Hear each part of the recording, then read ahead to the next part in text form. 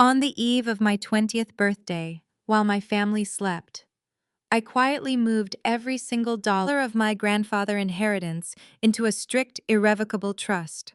I am so glad I did. Because the very next morning my mother smiled, slid a legal document across the kitchen island, and told me we needed to talk about my money. My blood ran completely cold. Before I tell you how this ultimate betrayal unfolded, let me know where you are watching from in the comments. Hit that like button and subscribe if you have ever had to protect yourself from the very people who were supposed to love you. My name is Maya. I am 20 years old, and I am a finance major in my junior year of college. The morning after my birthday, I was standing in our kitchen brewing a pot of coffee before my early morning investment banking seminar. Yesterday had been my actual birthday. I spent it studying in the campus library until midnight while my family hosted a lavish dinner party for my brother-in-law. There was no cake sitting on the counter this morning. There were no gifts waiting for me. There was not even a simple happy birthday text from the woman who gave birth to me. My mother. Beatrice marched into the kitchen, wearing her pristine Sunday suit, and slapped a thick stack of stapled papers directly onto the marble island. "Sign this," she demanded. She did not even look at me. She was too busy adjusting her pearl earrings in the reflection of the microwave. I looked down at the bold print on the first page. It was a durable power of attorney. She wanted full legal control over the $1.5 million trust fund my grandpa Marcus had left exclusively to me. My grandfather was a hard-working man who built a successful contracting business from the ground up despite facing every systemic barrier thrown at a black man in his generation. He saw right through my mother and her obsession with status designer clothes and country club appearances. More importantly, he saw my potential. He knew I was the only one in the family who respected the value of a hard-earned dollar. That is why his will stipulated the money would only become mine upon my 20th birthday. Chloe, my 25-year-old sister, drifted into the kitchen wearing expensive silk pajamas I had bought her for Christmas. She leaned against the counter and sighed loudly, complaining about how stressful her morning was because her nail appointment got pushed back. She did not have a job, but in my mother's eyes, Chloe was the golden child. She was beautiful, entitled, and completely dependent. I was just the scapegoat expected to carry the emotional and financial weight of the household in silence. "Mom," I said, keeping my voice perfectly level, "I am not signing over my inheritance to you or anyone else." The pantry door swung open and Spencer walked out. He is Chloe's husband, a 28-year-old white man who constantly talks about blockchain algorithms, cryptocurrency, and venture capital, yet somehow never has a dime to pay for his own groceries. He took my freshly poured mug of coffee right out of my hand, took a slow, deliberate sip, and wiped his mouth. "Come on," Maya, Spencer smirked, leaning over the island and invading my personal space. "You know how it is. Black families always struggle to hold on to generational wealth. It slips right through their fingers because they just do not know how to manage capital effectively. As a finance major, you should know that letting an experienced investor like me handle this portfolio is the smartest move you could possibly make. I can double that money in 6 months with my new real estate flipping venture. You just do not have the real-world aggressive instincts required to multiply liquid assets." I stared at this man. This unemployed grifter who lived rent-free in my mother's house, lecturing me about generational wealth while actively trying to steal the money my grandfather had bled to save. He wanted to use my inheritance to buy $1 million house for him and Chloe in a predominantly white neighborhood so they could maintain their illusion of success. I did not argue with his racist condescension. I did not yell. I simply picked up the power of attorney document, looked Spencer dead in his eyes, and ripped the thick stack of papers right down the middle.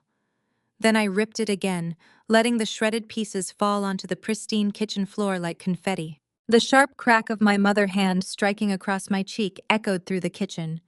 The physical sting was hot and immediate, but the emotional blow was a heavy, familiar weight I had been conditioned to endure for 2 decades. "You selfish, ungrateful little brat!" Beatrice spat, her voice shaking with an ugly, entitled rage. "I put a roof over your head. I fed you when you were nothing. You owe this family. Chloe and Spencer need a down payment for their new house, and you are going to sit here and hoard your grandfather money all for yourself." You have always been a burden to this family, a dark cloud dragging down our reputation in the church community. You should be begging to help your sister. I touched my burning cheek, my fingers trembling slightly, not from fear, but from the sheer adrenaline of finally fighting back. I looked at Chloe, who was hiding a satisfied smirk behind her manicured hand.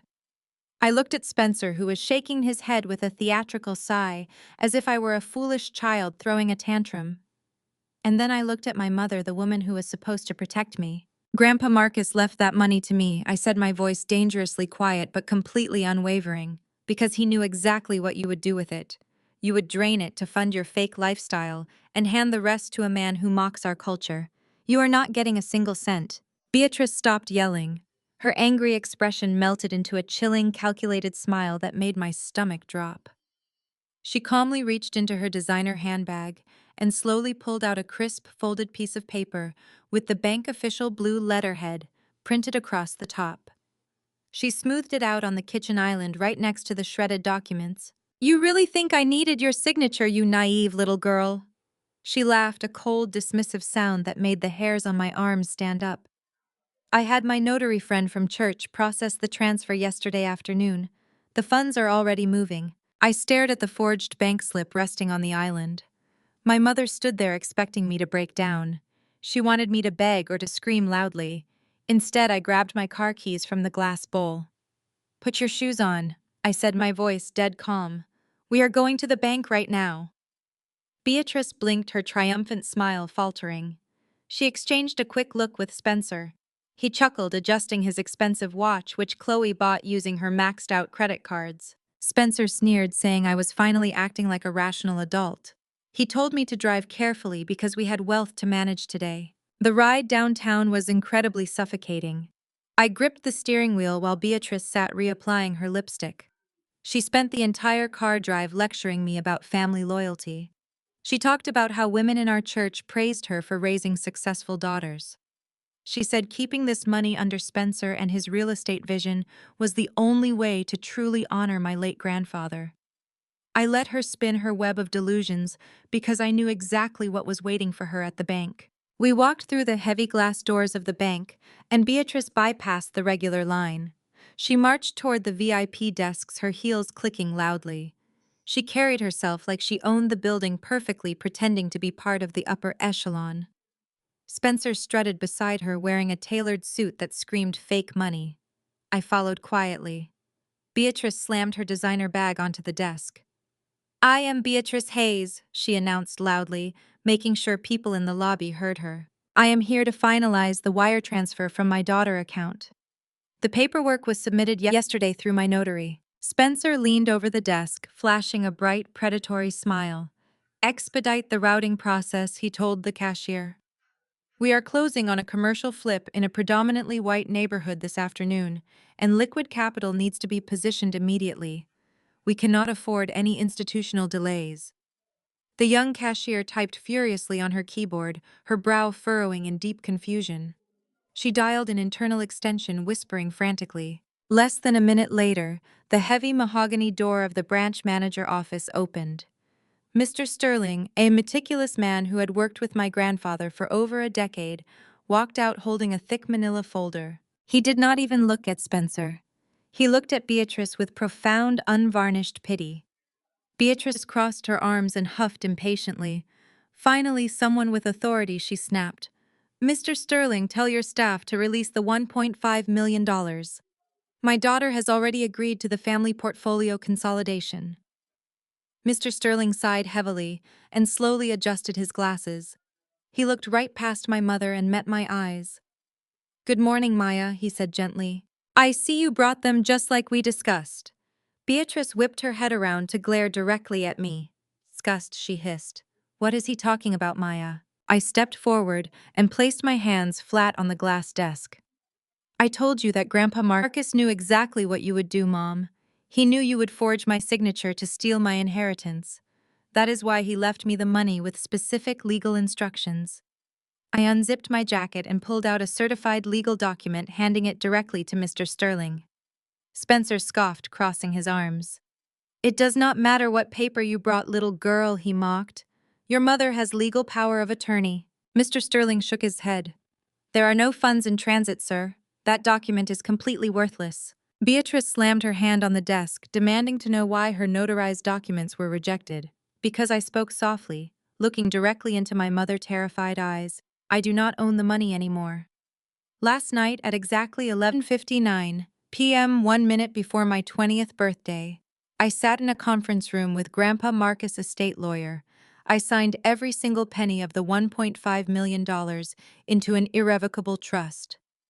The color drained entirely from Beatrice's face. Spencer's smug posture instantly dissolved into rigid panic. An irrevocable trust means the assets are permanently locked away. I gave up direct ownership of the principal. The money is legally managed by an independent third-party trustee. I cannot withdraw a massive lump sum. I cannot buy you a shiny $1 million house. And I certainly cannot hand the capital over to a jobless grifter to play real estate tycoon. The money is legally locked untouched and completely out of your reach forever. Beatrice lost her mind. She shrieked, her voice echoing violently off the high ceilings. She lunged forward, trying to grab the manila folder, screaming that it was her father money. Security guards began to step forward. Spencer was pacing back and forth, running his hands through his hair, muttering frantically about bridge loans that were going to default. I stood perfectly still, watching the empire of lies they had built come crashing down. Mr. Sterling completely ignored my mother's screaming. He kept his eyes locked on me, his expression shifting from professional pity to deep, urgent concern. He opened his folder and pulled out a different stack of papers featuring red, urgent stamps across the top. Miss Maya, Mr. Sterling said, his voice cutting sharply through Beatrice's hysterical sobbing. I need you to look at this document immediately. He slid a single piece of heavy paper across the glass desk directly toward me. My mother stopped screaming instantly, her eyes wide with shock. Spencer froze mid-pace, his face turning a sickly pale shade of gray. If your grandfather's assets are securely locked, and you have no access to capital right now. Mr. Sterling continued, his tone grave. Where exactly should we direct the urgent collection notices for the $100,000 corporate business loan that was fraudulently approved under your Social Security number last month? I lunged across the glass desk and snatched the heavy file right out of Mr. Sterling's hand. My heart hammered against my ribs, but my hands remained completely steady as I flipped open the manila folder. I scanned the bold black text on the first page. There it was, my name, my Social Security number, and right below it, the designated beneficiary for a $100,000 corporate loan was listed as Apex Horizon Holdings. That was the fake cryptocurrency real estate LLC Spencer had set up last year. I turned slowly to face my mother and my brother-in-law. Beatrice was gripping the edge of the velvet chair, completely speechless. Spencer took a sudden step back, bumping into a stanchion. You stole my identity, I said, my voice dropping to a dangerous whisper. You committed federal wire fraud. Beatrice swallowed hard, trying to regain her pristine church lady composure. Now, Maya, let us not use ugly words like fraud in public. We simply leveraged family resources to secure our future. You were not using your credit anyway. Mr. Sterling signaled to the security guards, who immediately moved toward us.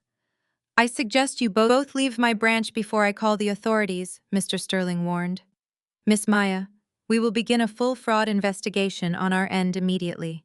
Keep this copy of the file for your records. I did not wait for Beatrice or Spencer. I turned on my heel and marched out of the bank, the heavy doors sliding shut behind me. The drive back to the house was tense and silent. Spencer drove his leased luxury car erratically, while Beatrice sat in the passenger seat frantically texting. I drove my own car behind them, gripping the steering wheel so tightly my knuckles turned white. My own mother had handed over my Social Security number to a white grifter so he could fund a fake business. The level of betrayal was staggering, but it only fueled the fire building in my chest. When I walked through the front door of our house, Chloe was sitting on the living room sofa painting her nails. She looked up and smiled, seeing the three of us walk in. So did we get the money? Chloe asked eagerly, blowing on her wet nails. Spencer, can we finally go put the down payment on that house in the suburbs? I threw the bank folder directly onto the glass coffee table, scattering Chloe nail polish bottles. We did not get the money, I told her, but I did find out about the $100,000 loan you three took out in my name." Chloe's eyes widened, but she did not look surprised. She looked annoyed. She immediately initiated the classic golden child defense mechanism. Her lower lip quivered, and tears magically welled up in her eyes. "It is not our fault, Maya," she cried out, her voice pitching into a whiny sob. "You are so selfish with everything you have. Spencer is brilliant, and he just needed seed money for his investments. We had to borrow your credit score because you refused to help your own sister. If you were a supportive sibling, we would not have had to go behind your back." "Borrow?" I asked, stepping closer to the sofa. "You stole $100,000 and defaulted on it. The collection notices are going to destroy my credit before I even graduate college." Beatrice stepped between me and Chloe, holding her hands up like she was a peacemaker. "Maya, your sister is pregnant. She needs stability, and Spencer is providing it. We took a calculated family risk. We were going to pay it back once the real estate flip went through." I looked at my mother, utterly disgusted. "You sold out your own black daughter to fund a white man pipe dream. You risked my entire future so Chloe could pretend she is wealthy." Spencer let out a loud, arrogant laugh. He walked over to the home bar and poured himself a glass of my grandfather premium bourbon. He took a sip and leaned against the wall, looking at me with pure, unadulterated smugness. "You are making a huge deal out of absolutely nothing, Maya," he said, waving his hand dismissively. "So what if we used your digits? What exactly are you going to do about it?" "I am going to the police," I stated firmly. "I am filing a police report for identity theft and fraud." Spencer laughed even harder, swirling the amber liquid in his glass. "No, you are not," he sneered, taking a step toward me. His tone was dripping with absolute confidence. "Let us play this out, little girl. You call the cops, the police investigate. They trace the digital signatures right back to the IP address in this house. They trace the authorization phone calls right back to your mother's cell phone. You call the cops, and your mother and your pregnant sister go to federal prison for conspiracy." He walked right up to me, towering over me with a menacing grin. "I know your type, Maya. You black women are all about family loyalty. You carry everyone's burdens on your back.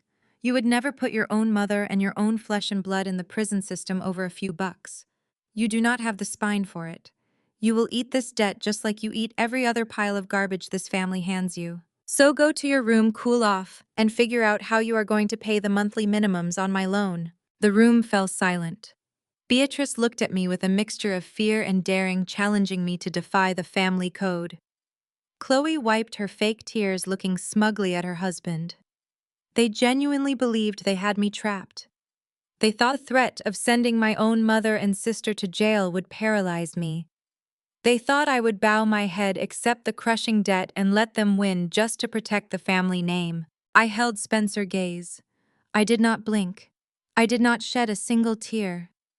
I reached into my tote bag and slowly pulled out my laptop. I flipped it open, resting it on the kitchen counter. The screen glowed brightly, illuminating the dark wood surface. "You are right, Spencer," I said, my voice perfectly calm and steady. "I am not going to call the local police. I do not need to deal with local cops who might let you post bail." I turned the laptop screen around so the three of them could see the web page I had opened. The bold letters across the top of the site read, "Internal Revenue Service, Corporate Fraud Division." A green checkmark sat in the middle of the screen, above the word "Submission Successful." "I do not need to call the cops." I continued, staring dead into Spencer's widening eyes. "Because while you were driving erratically on the highway, trying to figure out how to bridge your defaulted loans, I was in the passenger seat of my car, compiling a full digital dossier. I just hit send on a comprehensive corporate fraud and tax evasion report directly to the IRS. I included your LLC routing numbers, the forged bank authorizations, and your complete failure to report the stolen $100,000 as taxable income. Have fun with your federal audit, Spencer. Let us see if your white privilege can save you from the United States Treasury." I did not wait for the IRS to knock on our door. Beatrice knew she had lost the legal battle over the trust fund, so she immediately pivoted to the only battlefield she still controlled: public perception. By Sunday afternoon, my mother had orchestrated a massive family cookout in our backyard. The smell of barbecue ribs and smoked brisket drifted through the neighborhood. Cars lined the street. She had invited every single auntie, uncle, cousin, and even Pastor Williams from our church. Her goal was absolute social isolation. She wanted to turn the entire community against me before the federal agents could start asking questions. I walked out onto the back patio and saw the trap perfectly laid out. My mother was standing by the large charcoal grill holding a pair of tongs and weeping loudly enough for the entire yard to hear. She dabbed her eyes with a napkin, putting on the performance of a lifetime. I just do not understand where I went wrong raising her. Beatrice cried, her voice trembling with fake devastation. Maya is just so bitter and jealous of her sister. She is a rebellious, cruel daughter. She is actively trying to ruin Spencer's life out of pure spite, just because he is a successful white man trying to help our family build wealth. Pastor Williams, a tall, imposing man who always expected absolute obedience from the congregation, shook his head in deep disappointment. He walked over to me, flanked by Auntie Denise and Auntie Carol. The three of them cornered me against the brick wall of the patio, holding their plates of food while looking at me like I was a criminal. Maya, Pastor Williams said, his voice heavy with righteous judgment. The Bible tells us to honor our mother and father. You are bringing shame to this family. You have a good Christian mother who gave you everything, and a brother-in-law who is trying to uplift your sister. Auntie Carol pointed a manicured finger right in my face. You are acting like a spoiled brat, she scolded. Black women are supposed to hold the family together, not tear it apart over some petty money issues. You should be down on your knees begging your mother for forgiveness. You are trying to send a good innocent man to jail just because you want to hoard your grandfather money all to yourself. It is disgusting how selfish you have become. Your grandfather would be ashamed of you attacking your own sister husband. I looked past the wall of angry relatives and saw Chloe and Spencer sitting on the premium patio furniture under the large umbrella. Chloe was sipping a virgin mimosa, resting a hand on her stomach, playing the role of the stressed pregnant wife to perfection. Spencer was leaning back with his legs crossed, casually drinking a craft beer. He raised his glass to me, mocking me from a distance. He thought he had won. I believed that the sheer weight of family pressure and religious guilt would force me to retract my IRS report and unlock the trust fund. He genuinely thought African American family dynamics were just a tool he could exploit to keep himself out of federal prison. They all stared at me, waiting for me to break. They expected me to cry, to apologize, to fold under the intense weight of community shaming. Beatrice walked over, standing next to the pastor, wiping her fake tears. Just drop this ridiculous IRS nonsense, Maya, she pleaded loudly, making sure everyone heard her supposed mercy. Just sign the paperwork to release the trust to Spencer, and we can go back to being a loving family. The Lord will forgive your wicked behavior if you make this right and apologize to your brother-in-law today. I did not cry. I did not apologize. I did not say a single word in my defense. I simply walked past the pastor. I sidestepped Auntie Carol and Auntie Denise. I marched straight over to the massive Bluetooth speaker system Beatrice had set up near the edge of the patio to play old-school music for the cookout. What are you doing? Chloe snapped, spilling a bit of her drink on her expensive dress. Stop acting crazy and listen to Mom before she kicks you out for good. I reached behind the main speaker unit and grabbed the auxiliary cord. I unplugged it from my mother tablet, cutting off the music abruptly. The sudden silence in the backyard made dozens of heads turn in my direction. I pulled my cell phone from my back pocket and firmly pushed the auxiliary cord into the audio jack. I tapped the screen, opening a hidden voice memo file I had captured months ago during a holiday dinner when Spencer thought I had left the house. I turned the volume dial up to its absolute maximum limit. I pressed play. The backyard was instantly filled with the crystal-clear sound of Spencer's voice booming through the heavy bass speakers. He was on a phone call with his former college buddy, laughing cruelly. These aunties are completely clueless. Spencer's voice echoed off the neighborhood fences, dripping with arrogant venom. This whole black family is a joke, man. Beatrice is so desperate to show off a white son-in-law with a Rolex that she literally let me drain her entire retirement account last year to fund my crypto startup. She will believe anything I say just to look good at her church. I can talk down to them, and they just nod and smile. Chloe is too busy shopping to notice I maxed out her credit cards months ago. I am taking the old man trust fund next. They are practically handing me the keys to the vault like absolute idiots. I hit pause. The audio stopped abruptly. The entire backyard went dead silent. The smoke from the grill drifted slowly through the air. Pastor Williams dropped his paper plate of food onto the grass, the barbecue sauce splashing onto his dress shoes. Auntie Carol and Auntie Denise stood completely frozen, their mouths hanging open in pure, unadulterated horror. Beatrice's face turned a ghastly shade of gray as she realized every single relative and church member had just heard the absolute undeniable truth about her precious son-in-law. I looked at Spencer. The color had completely drained from his face, leaving him looking like a ghost. He dropped his craft beer onto the patio stones. It shattered instantly. The dominoes were falling, and I was not going to stop until they all hit the ground. The sharp crack of the shattering glass broke the spell that had frozen the entire backyard. Chloe spun around to face her husband. Her eyes were wide with a furious, tearful realization. The man she had been parading around the country club, the man she had alienated her own sister to protect, had just confessed to treating her like a walking credit card. "You maxed out my accounts," Chloe shrieked, her voice cracking as she lunged forward. "You stole from my own mother." She raised her hand, aiming a vicious open palm slap directly at Spencer's pale face. But the slap never landed. Beatrice lunged forward with terrifying speed and snatched Chloe by the wrist. My mother's fingers dug so deeply into her favorite daughter arm that Chloe gasped in pain. Beatrice was not looking at Spencer with anger. She was looking at Pastor Williams and the aunties with absolute sheer panic. Her perfect church-going facade was disintegrating in front of the entire congregation, and she was willing to sacrifice her own flesh and blood to glue the pieces back together. "Stop it right now," Beatrice hissed, shaking Chloe's arm violently. "You will not cause a ghetto scene in my backyard. You will not embarrass this family in front of the pastor." Chloe stared at our mother in pure betrayal. "Mom, he just admitted to using us. He called us absolute idiots." "I was just exaggerating to his college friends," Beatrice argued, her voice climbing to a desperate pitch. "Men brag, Chloe.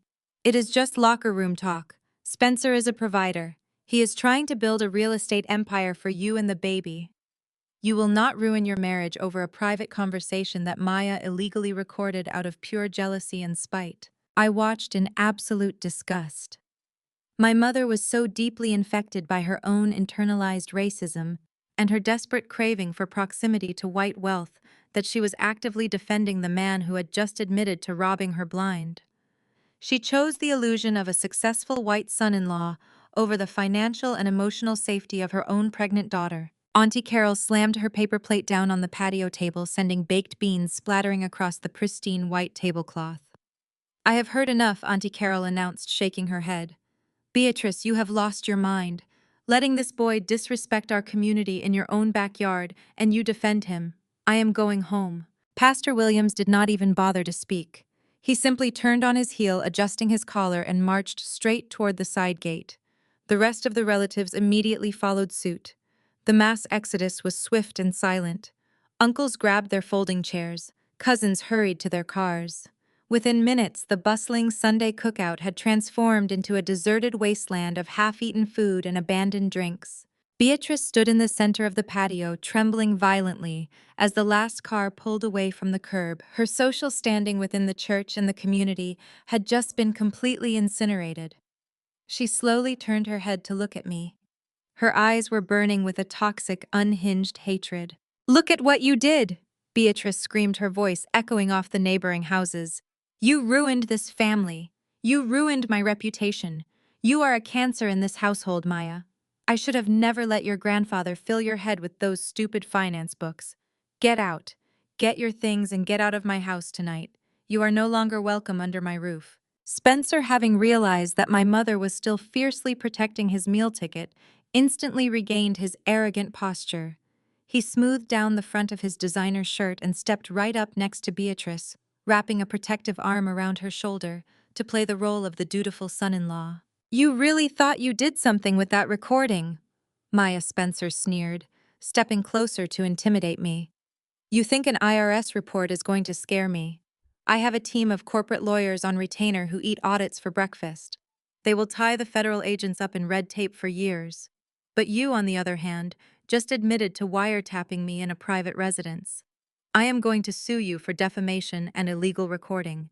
I will garnish your future wages until you are 50 years old. My lawyers will crush you and you will be homeless by midnight. I did not flinch. I did not shed a single tear for the mother who was kicking me out, or the sister who was weeping uselessly on the patio furniture. I simply turned around and walked through the sliding glass doors into the house. I marched upstairs to my bedroom. I did not need to pack because my duffel bag was already sitting on my bed fully zipped and ready to go. I had anticipated this exact reaction from the moment I set my alarm this morning. I grabbed the heavy strap, slung it over my shoulder, and pulled a thick manila envelope from my desk drawer. When I walked back down the stairs, Beatrice was waiting in the foyer with her arms tightly crossed. Chloe was crying quietly on the living room sofa, while Spencer paced the hardwood floor, texting his legal team. "Leave your house keys on the console table," Beatrice demanded, pointing a shaking finger at the brass tray. "You do not get to come back here. You are cut off. You can go sleep on a park bench for all I care. We are changing the locks tomorrow morning." I walked over to the console table, but I did not reach for my keys. Instead, I calmly dropped my heavy duffel bag onto the floor. I opened the manila envelope and pulled out a stack of legally certified documents bound by a thick blue seal. I slapped the stack directly onto the entryway table right next to my mother's hand. "You are evicting me from your house, Mom," I asked, my voice echoing clearly in the silent foyer. Beatrice glared at me, her chest heaving. "You heard me. Get out of my house." I tapped my index finger against the top page of the legal document. "That is the problem, Mom," I said, offering her a cold, razor-sharp smile. "You never actually read Grandpa Marcus' will properly, did you? You were so blinded by the $1.5 million trust fund that you completely ignored the real estate clauses on page 4. Beatrice frowned, looking down at the complex legal jargon. "What are you talking about?" "Grandpa Marcus knew you would try to use this roof as leverage to control me," I explained, watching the arrogant smirk finally slide off Spencer's face. "He transferred the deed of this property into my name 5 years ago. You only had the right to reside here until my 20th birthday. As of yesterday, I am the sole legal owner of this property." I picked up my duffel bag and looked my mother dead in the eyes. "The deed is in my name. You have 30 days to vacate my property." Beatrice snatched the stack of papers from the console table, her hands trembling violently. She ripped through the pages. She was hyperventilating, gasping for air as her eyes frantically scanned the bold print. Chloe scrambled off the living room sofa and rushed into the foyer, looking over our mother's shoulder. I watched the exact moment the delusion shattered. Chloe's face twisted in terror as she read Grandpa Marcus' signature and the irrevocable transfer of property. She realized that her lavish lifestyle was built on a house of cards, and I had just kicked the table. "This is a forgery!" Beatrice shrieked. "You printed this garbage off the internet. My father would never bypass me to give a 20-year-old student a estate. You are a liar, Maya." Beatrice lunged forward, grabbing my duffel bag. She dragged it toward the front door. I stood my ground, planting my feet firmly on the expensive rug. She shoved me hard against the wall, her fingernails digging into my shoulder. "I am calling the police," Beatrice screamed, pulling her cell phone from her pocket with shaking hands. "You are trespassing. I will have you arrested and dragged out in handcuffs. You want to act like a thug, I will treat you like one." I calmly adjusted my jacket where she had grabbed me. "Go ahead, Mom," I said, my voice completely steady. "Call 911. Tell them there is a dispute over property ownership. Let us see how that works out for you." Spencer stood in the background, watching the chaos unfold with a sickening sense of detachment. He did not step in to help his pregnant wife, who was now hyperventilating near the staircase. He just kept tapping away on his phone, calculating his own escape route. Beatrice dialed the emergency number, screaming into the receiver that an aggressive intruder was refusing to leave her property and physically threatening her pregnant daughter. She weaponized her tears perfectly, playing the role of the terrified Christian mother under siege by a delinquent child. It took less than 10 minutes for the police to arrive. 2 squad cars pulled into the driveway, their lights flashing against the large bay windows of the house. 2 uniformed officers marched up the front steps, their hands resting cautiously on their duty belts. Beatrice threw the front door open, weeping hysterically. She pointed a trembling finger directly at my chest. "Arrest her, officer," she sobbed, clinging to the doorway. She attacked me and my pregnant daughter. Get this criminal out of my house immediately. The taller officer stepped into the foyer, looking between me and my mother. Ma'am, he said in a firm, authoritative tone. Is this your residence? I reached down to the console table and picked up the thick stack of legal documents. I handed them directly to the officer. No, sir, I replied calmly. This is my residence. Here is the certified deed, the property tax records, and the transfer of ownership executed by the estate lawyer. The woman yelling at you is my mother. She is a tenant who just received her formal 30-day eviction notice. The officer took the papers, pulling a small flashlight from his vest to examine the embossed seals and the notarized signatures. He flipped through the pages, deliberately taking his time. Beatrice stood there holding her breath, expecting the police to instantly take her side. The officer handed the documents back to me with a respectful nod. He turned to face Beatrice, his expression hardening. Ma'am, he stated flatly. This paperwork is fully verified and legally binding. This young woman is the sole property owner. You are the guest here. If the homeowner has asked you to vacate, you have 30 days to comply under state law. If you lay another hand on her or attempt to forcibly remove her belongings, I will be arresting you for assault. Beatrice's jaw dropped open. She looked at the police officers in absolute disbelief, her entire world collapsing. The ultimate authority she tried to use against me had just completely validated my power. Chloe let out a piercing wail and dropped to her knees on the foyer floor. She turned her panicked, tear-streaked face toward Spencer, who was quietly backing toward the hallway closet. "Spencer, do something!" Chloe begged, gripping the hem of his designer jacket. "Call your lawyers. Tell them to fix this. We cannot be homeless. We have a baby coming." Spencer looked down at his crying wife with pure, unadulterated disgust. He violently yanked his jacket out of her grip, pushing her away so hard she fell back against the staircase railing. "Fix it!" Spencer scoffed, his voice dripping with condescension. "You and your mother are a sinking ship. Your credit is garbage, and now you do not even have a house to leverage. I am not going down with a bunch of broke, desperate frauds." Chloe gasped, clutching her stomach. "You cannot leave us," she sobbed. "We are your family. You took that loan out for our future." Spencer laughed, a harsh, cruel sound, as he grabbed a sleek leather overnight bag from the closet. "There is no our future, Chloe. Enjoy the house while you can. I drained our joint accounts this morning while you were getting your nails done. Every last dime is sitting in an offshore crypto wallet. I am flying to Dubai tonight, and you will never see a cent of it. Good luck with the IRS audit, ladies." He slung his bag over his shoulder and shot me a venomous glare, stepping toward the front door. I checked the digital watch on my wrist and offered him a wide, radiant smile. "Flight 804, I asked casually. Spencer froze, his hand hovering over the brass doorknob. "How do you know my flight number?" he demanded, his eyes darting back to me. I tilted my head, leaning comfortably against the wall. "You might want to check the driveway, Spencer." Spencer tore the heavy oak front door open so hard it slammed against the brick exterior. He sprinted down the porch steps with his expensive leather overnight bag bouncing against his hip. I walked out right behind him, leaning casually against the doorframe to watch the show. A massive yellow tow truck was idling loudly in the center of the driveway. The mechanical whir of a heavy steel winch filled the evening air. The driver, a burly man in a neon safety vest, was already securing thick metal chains around the front axles of Spencer's prized matte black Porsche. "Hey," Spencer screamed, dropping his leather bag onto the concrete walkway. "What the hell do you think you are doing? Take your hands off my vehicle right now. I will sue you and your entire company." The tow truck driver did not even flinch. He casually pulled a clipboard from his back pocket and held up a bright pink repossession order. "I do not care who you sue, buddy," the driver replied, shifting his chewing gum to the other side of his mouth. Apex Horizon Holdings defaulted on 3 consecutive lease payments. The bank flagged the account for immediate asset recovery an hour ago. You can take it up with them. Spencer's face turned a violent shade of crimson. He frantically dug into his tailored jacket pocket and pulled out his phone. He swiped at the screen with shaking fingers, trying to open his banking application. "That is impossible," he muttered, aggressively tapping the glass. "I have over 200,000 in liquid funds bridging in my primary domestic account.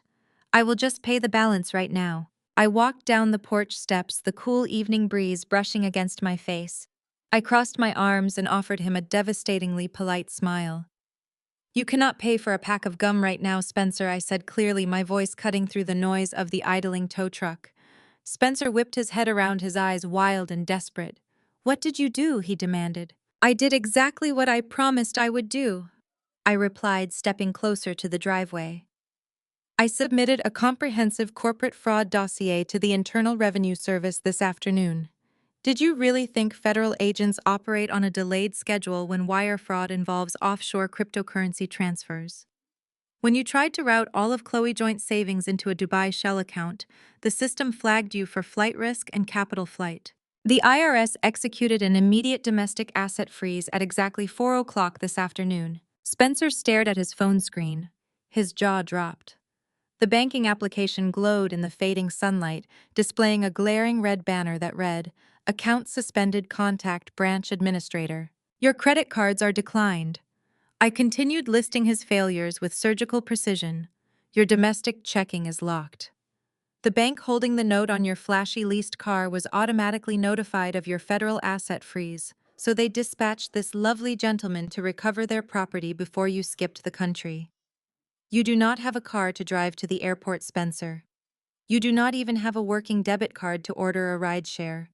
You are completely, utterly broke. Chloe and Beatrice had stumbled out onto the front porch, drawn by the commotion. They stood side by side, watching the wealthy white savior they had worshipped completely unravel in the driveway. Chloe let out a sharp, pathetic sob as the tow truck driver hoisted the Porsche into the air and drove away down the street, leaving nothing but an empty patch of concrete. Spencer dropped his phone. The screen cracked against the driveway.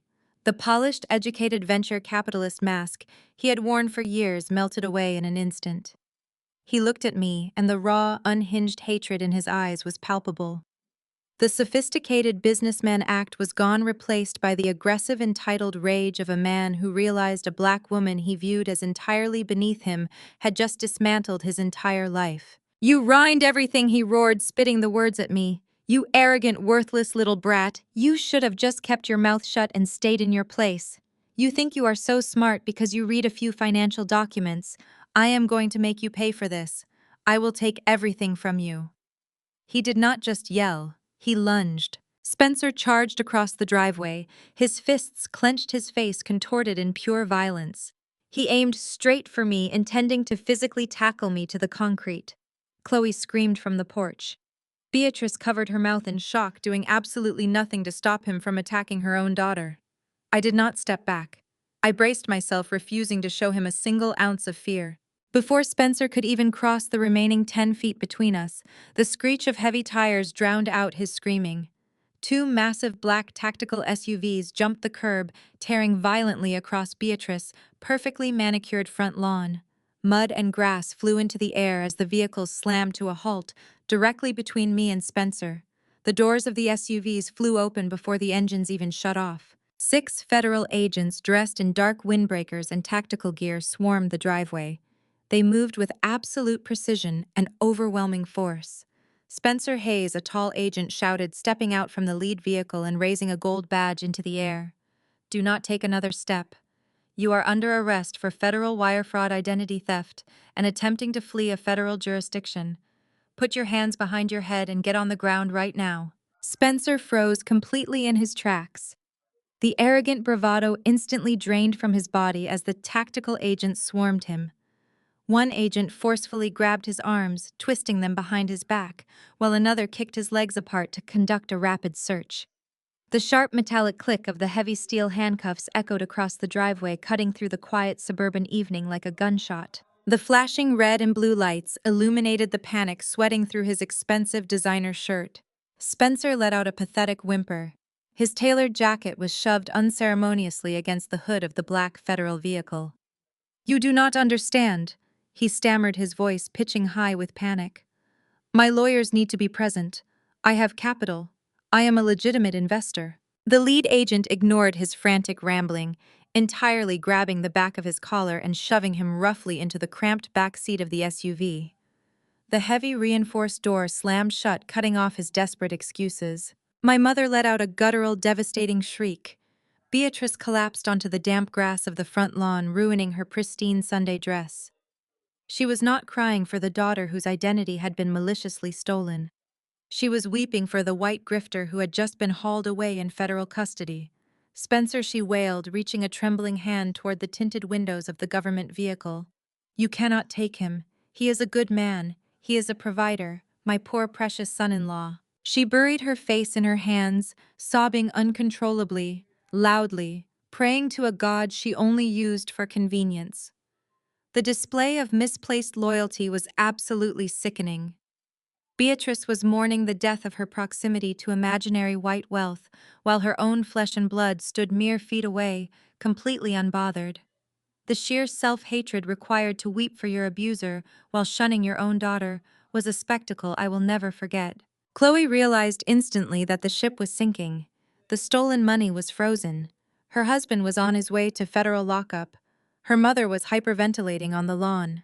She looked at me standing tall and secure on my own property and decided to play her absolute favorite role, the victim.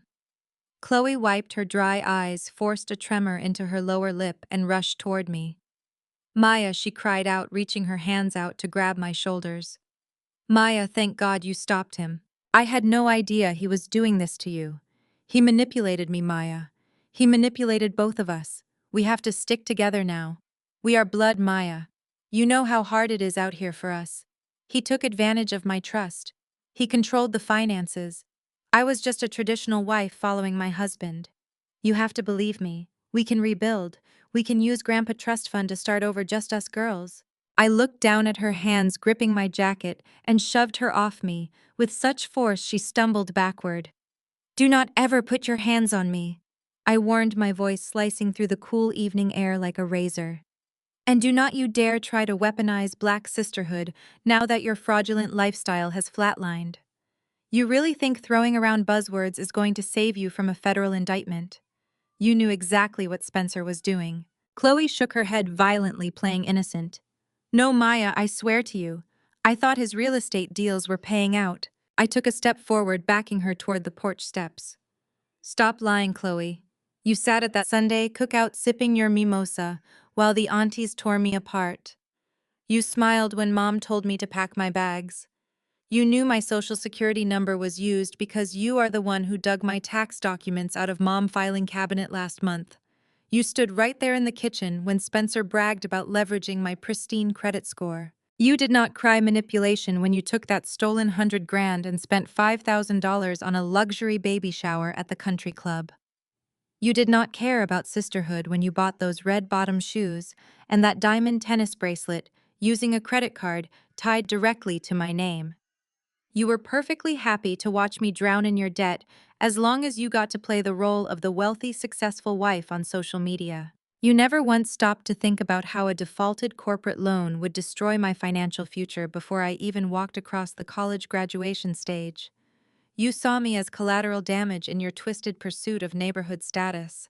You thought I would just stay quiet and absorb the punishment, because that is what I have always done. Well, those days are officially over. Chloe's face turned bright red as her lies were stripped away in front of the federal agents, securing the perimeter. She was shaking her voice, dropping the fake sweet tone. You are a monster, Maya. I am pregnant. I have nothing. I am going to end up on the street with a newborn baby. I crossed my arms tightly over my chest and looked her up and down. You should have thought about the baby before you decided to fund a fake life with stolen money, I replied coldly. You sold me out for a few designer bags and a racist husband who called you an idiot behind your back. I am not your savior, Chloe. I am your landlord, and you have 29 days left to pack your garbage and get out of my house. Beatrice was still wailing on the grass, rocking back and forth, clutching her chest. She looked up at me with pure venom. God will punish you for destroying this family, she spat. You sent an innocent man to a cage. I will never forgive you, Maya. I will make sure everyone in our community knows exactly what you did today. You are going to be completely ostracized. No one will ever look at you the same way again once I tell them how you betrayed your own flesh and blood for a house and a bank account. Before I could even respond to her pathetic threats, The lead FBI agent closed the rear door of the second SUV. He adjusted his tactical vest and walked slowly across the driveway, stopping right in front of my mother and sister. The heavy silence that fell over the yard was deafening. The agent pulled a small digital tablet from his chest pocket and tapped the screen, looking down at them. Beatrice and Chloe Hayes, the agent announced, his voice carrying a harsh legal finality. Do not plan any community meetings just yet. During our preliminary investigation, we recovered the fraudulent loan guarantor documents from Apex Horizon Holdings. We have both of your verified signatures authorizing the illegal transfer of funds, masking the identity theft. If you do not cooperate right now, we will be leaving this driveway with 3 sets of handcuffs instead of just 1. You both need to come down to the Federal Bureau for questioning immediately. The ride to the Federal Bureau was a silent procession of flashing lights and shattered egos. I drove my own car, following the black government vehicles through the dark city streets. When I arrived at the field office, a female agent escorted me through the labyrinth of sterile hallways. She explained that because I was the primary victim of the identity theft, they needed me to verify certain documents before they proceeded with formal booking. She swiped her keycard and opened the heavy metal door to Interrogation Room 4. The glamorous illusion of my family was completely stripped away by the harsh fluorescent lighting. Beatrice and Chloe sat on opposite sides of a stainless steel table, looking absolutely pathetic. The expensive designer clothes they had worn to the backyard cookout now looked ridiculous against the cold concrete walls of a federal holding facility. Chloe had cried so hard her fake eyelashes were peeling off, resting against her cheeks like dead spiders. She was hugging her pregnant stomach, rocking back and forth in a state of catatonic shock. Beatrice, however, was not crying anymore. Her face was set in a rigid mask of furious desperation. When I walked into the room accompanied by the federal agent, Beatrice immediately stood up. Her metal chair scraped loudly against the linoleum floor. She completely ignored the federal agent standing right next to me and tried to assert her usual household dominance. Maya, Beatrice commanded, her voice echoing off the concrete walls. Tell this officer right now that there has been a massive misunderstanding. Tell them you authorized Spencer to use your social security number for a family investment. You are going to drop these ridiculous charges and sign a waiver of non-prosecution before this goes any further. I pulled out the metal chair across from them and sat down, slowly crossing my legs. I folded my hands on the cold steel table and simply stared at her. I did not say a word. I just let her listen to the deafening silence of her own collapsing authority. Beatrice slammed her hands flat on the table, leaning toward me with wild, panicked eyes. Do not just sit there looking at me, she hissed, dropping the polished church lady act entirely. I am your mother, Maya. I gave you life. I carried you in my womb and put food in your mouth when you could not even feed yourself. You owe me everything you have. You do not get to walk into a federal building and destroy my reputation over a simple financial miscommunication. The Lord sees what you are doing. God will punish you for turning your back on your own flesh and blood. You are breaking a sacred biblical commandment, Maya. Honor your mother or you will suffer the wrath of God. I looked at her perfectly manicured hands resting on the interrogation table. I let her religious guilt trip hang in the stale air of the room before I finally spoke. My voice was completely void of any emotion. It was ice cold. You want to talk about putting food in my mouth, Mom? I asked, tilting my head slightly. You want to invoke the wrath of God in a federal interrogation room while facing felony fraud charges. Let us talk about maternal sacrifice. Let us talk about my junior year of high school. Chloe stopped rocking and looked up at me, her tear-streaked face suddenly filling with nervous dread. She knew exactly what story I was about to tell. Do you remember the week before Chloe's senior prom? I continued, keeping my eyes locked on Beatrice, trembling face. You were so desperate for Chloe to win prom queen and look like the wealthiest girl at our church that you completely drained your checking account to buy her a custom $2,000 designer gown. You spent every last dime you had on silk and sequins. And because you blew the grocery budget on a dress, I ate nothing but tap water and expired saltine crackers for 3 straight days. I sat in my bedroom doing Chloe homework for her so she could maintain her grade point average while my stomach cramped so hard I threw up bile. Beatrice swallowed heavily, taking a step back from the table. That was a tight week, she muttered defensively. We all made sacrifices. No, I snapped, my voice cracking like a whip. I made sacrifices. You and Chloe ate takeout paid for by Spencer while I starved in the dark. You let your own teenage daughter go hungry to fund her high school fantasy. And now 5 years later you stole my identity and destroyed my credit score to fund her adult fantasy. You did not give me life, Beatrice. You gave me a lifetime of debt and emotional abuse that I never asked for. God is not punishing me today. He is finally punishing you. Chloe let out a loud, pathetic wail and slammed her hands on the table. Please, Maya, she begged, fresh tears pouring down her ruined makeup. I am pregnant. I cannot have my baby in a prison cell. I will do anything. I will clean your house. I will pay you back every cent. Just tell the agents it was a mistake. You cannot pay me back, Chloe, I replied coldly. You do not even have the bus fare to get back to the suburbs. You chose a racist grifter over your own sister, and now you get to deal with the consequences of that choice. Before Chloe could beg any further, the heavy metal door swung open. A tall man in an immaculate sharkskin suit strode into the room carrying a leather briefcase. He reeked of expensive cologne and misplaced arrogance. This was the high-powered defense attorney Beatrice had frantically called, using her one allotted phone call. He ignored me entirely and walked straight over to my mother, placing a comforting hand on her shoulder. I am Richard Vance, he announced smoothly, flashing a predatory smile at the federal agent standing by the door. I represent Beatrice and Chloe Hayes. I am advising my clients to remain completely silent. Furthermore, I have reviewed the preliminary complaint, and quite frankly, this entire investigation is a complete waste of federal resources. The lawyer finally turned his attention to me, looking down his nose as if I were a speck of dirt on his expensive shoes. He assumed I was just a naive, frightened 20-year-old college student who could easily be bullied into submission. Listen carefully, little girl, the lawyer sneered, leaning over the table to intimidate me. You have absolutely no proof that your mother knowingly participated in any financial fraud. My client is an innocent victim who was manipulated by a rogue son-in-law. Your signature was forged by Spencer, not Beatrice. It is entirely his word against hers. The federal prosecutor will never secure a conviction against a respected church-going mother based on the flimsy allegations of a disgruntled, rebellious daughter. You are completely out of your depth. You lose. I did not flinch. I did not break eye contact with the arrogant lawyer. I calmly reached into the pocket of my jacket and pulled out a small silver USB drive.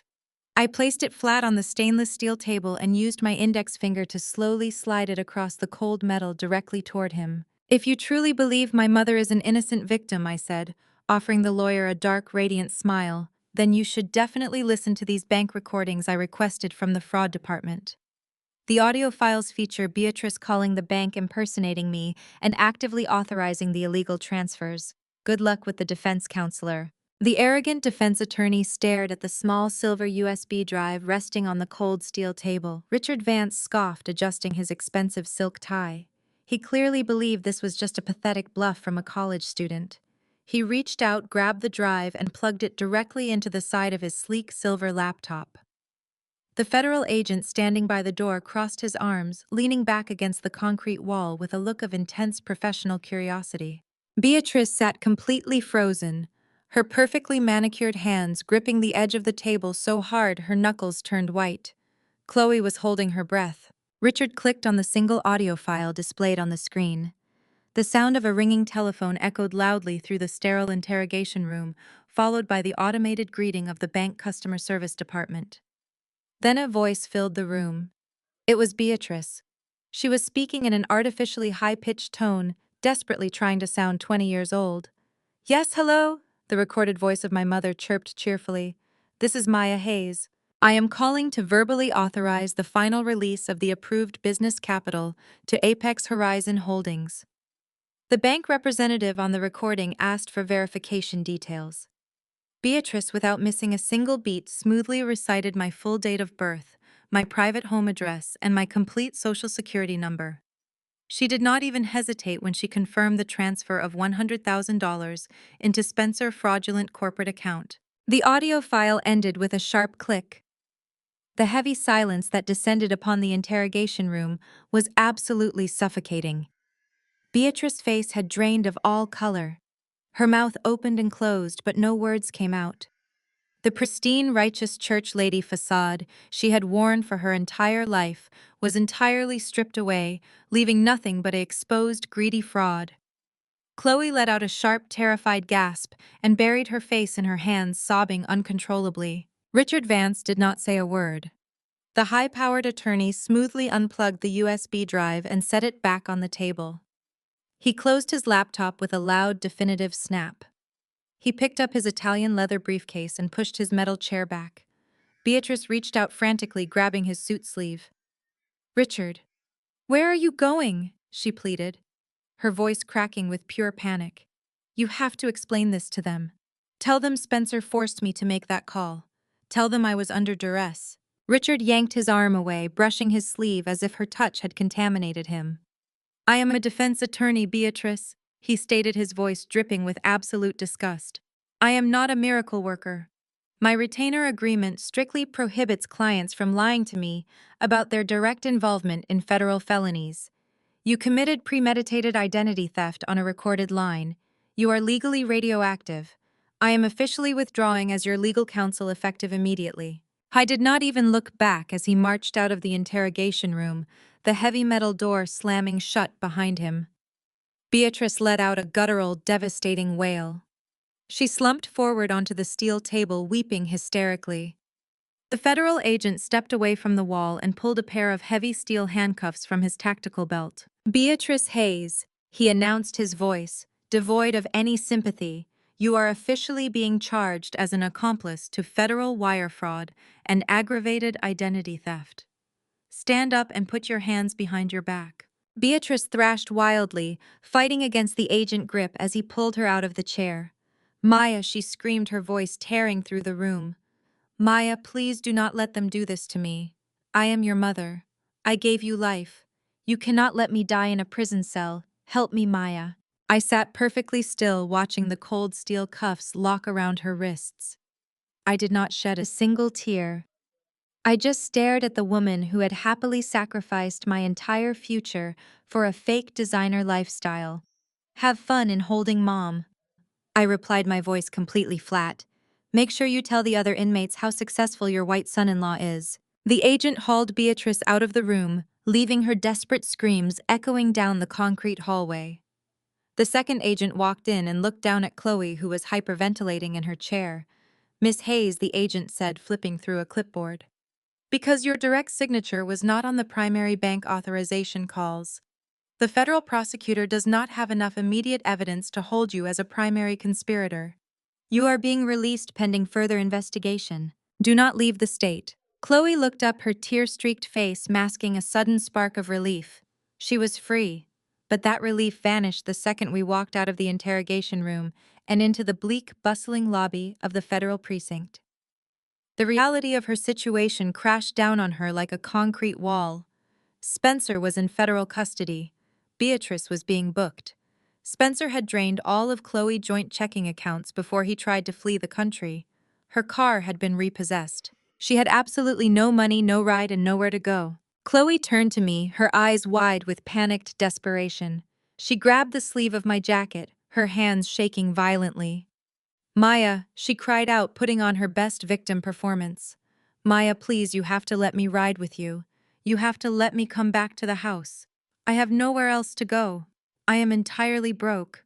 I cannot sleep on the street, Maya. We are sisters. We have to stick together now that Mom and Spencer are gone. I promise I will be good. I will clean the house. I will do anything you want, just take me home." I looked down at her hands gripping my jacket and slowly peeled her fingers off my clothing. I reached into my tote bag and pulled out a neatly folded piece of white printer paper. I pressed it firmly into her trembling hand. Chloe quickly unfolded the paper, expecting to see a check or a wad of emergency cash. Instead, her eyes scanned the printed text, and her face contorted in absolute outrage. "What is this?" Chloe demanded, her voice shrill. "It is a comprehensive list of local homeless shelters in the metropolitan area," I explained, my voice radiating cold, absolute authority. I highlighted the ones that offer specialized intake programs for displaced pregnant women.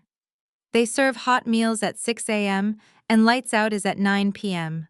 I suggest you start walking because the closest one is about 3 miles from here. Chloe crumpled the paper in her fist, her fake sorrow instantly replaced by vicious, entitled fury. She stomped her foot on the lobby tile. "You cannot do this to me," she screamed, drawing the attention of everyone in the precinct waiting room. "I am your flesh and blood. I am pregnant with Spencer baby." I paused at the precinct door, the cool night air washing over my face. I looked back at my sister, watching her stand alone in the harsh fluorescent light, holding nothing but her ruined pride. "Then you better start applying for food stamps," I said, offering her one final devastating smile. The eviction stands. The drive back to my neighborhood was incredibly peaceful. For the first time in 20 years, I did not feel the crushing weight of my mother pressing down on my chest. I pulled into the driveway of the house that legally belonged to me. The yellow tow truck was long gone. Spencer leased sports car was a distant memory. I walked up the front steps and unlocked the front door. The house was completely silent. There was no television blaring. There was no Chloe whining about her ruined nails. There was no Beatrice barking orders from the kitchen. I stood in the foyer and just breathed in the absolute quiet. My very first call was to an emergency 24-hour locksmith. He arrived within 30 minutes. I paid him a premium rate to replace every single lock on the front door, the back patio, and the garage entrance. I watched him drill out the old deadbolts and install heavy-duty security locks. When he handed me the heavy brass keys, I gripped them tightly in my palm. The physical weight of those keys felt like absolute freedom. I walked through the living room, picking up the stray magazines and empty coffee cups Chloe had left behind. I threw them all into a large black garbage bag. This was my sanctuary now, and I was going to cleanse it of their toxic presence entirely. A loud, aggressive knock at the front door shattered the silence of the evening.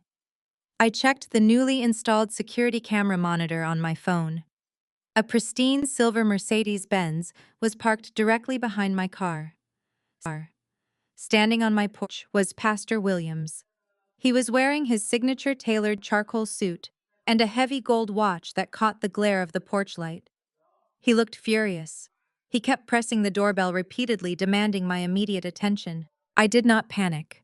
I unlocked the heavy door and opened it just enough to stand in the threshold. I did not invite him inside my home. Maya, the pastor, boomed, his deep baritone voice echoing across the quiet suburban street. "What on earth has gotten into you, child? I have been getting frantic calls from your relatives all evening. They told me you sent your own mother to a federal holding cell. They said you threw your pregnant sister out onto the street. Have you lost your mind?" I stood perfectly still, blocking the doorway. "My mind is clearer than it has ever been, Pastor," I replied evenly. "The federal agents arrested my mother because she committed identity theft and wire fraud. She broke the law. I just provided the evidence." Pastor Williams shook his head in deep theatrical disappointment. He placed a heavy hand against the doorframe, leaning in to intimidate me.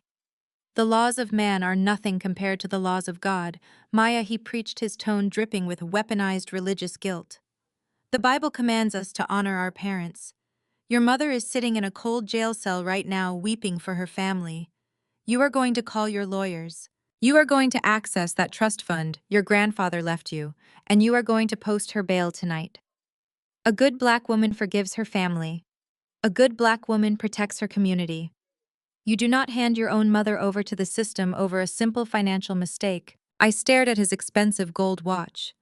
I looked at the custom silk lining of his suit jacket. Then I looked at the gleaming silver Mercedes parked in my driveway. A sudden realization clicked into place. My mother did not have a high-paying job.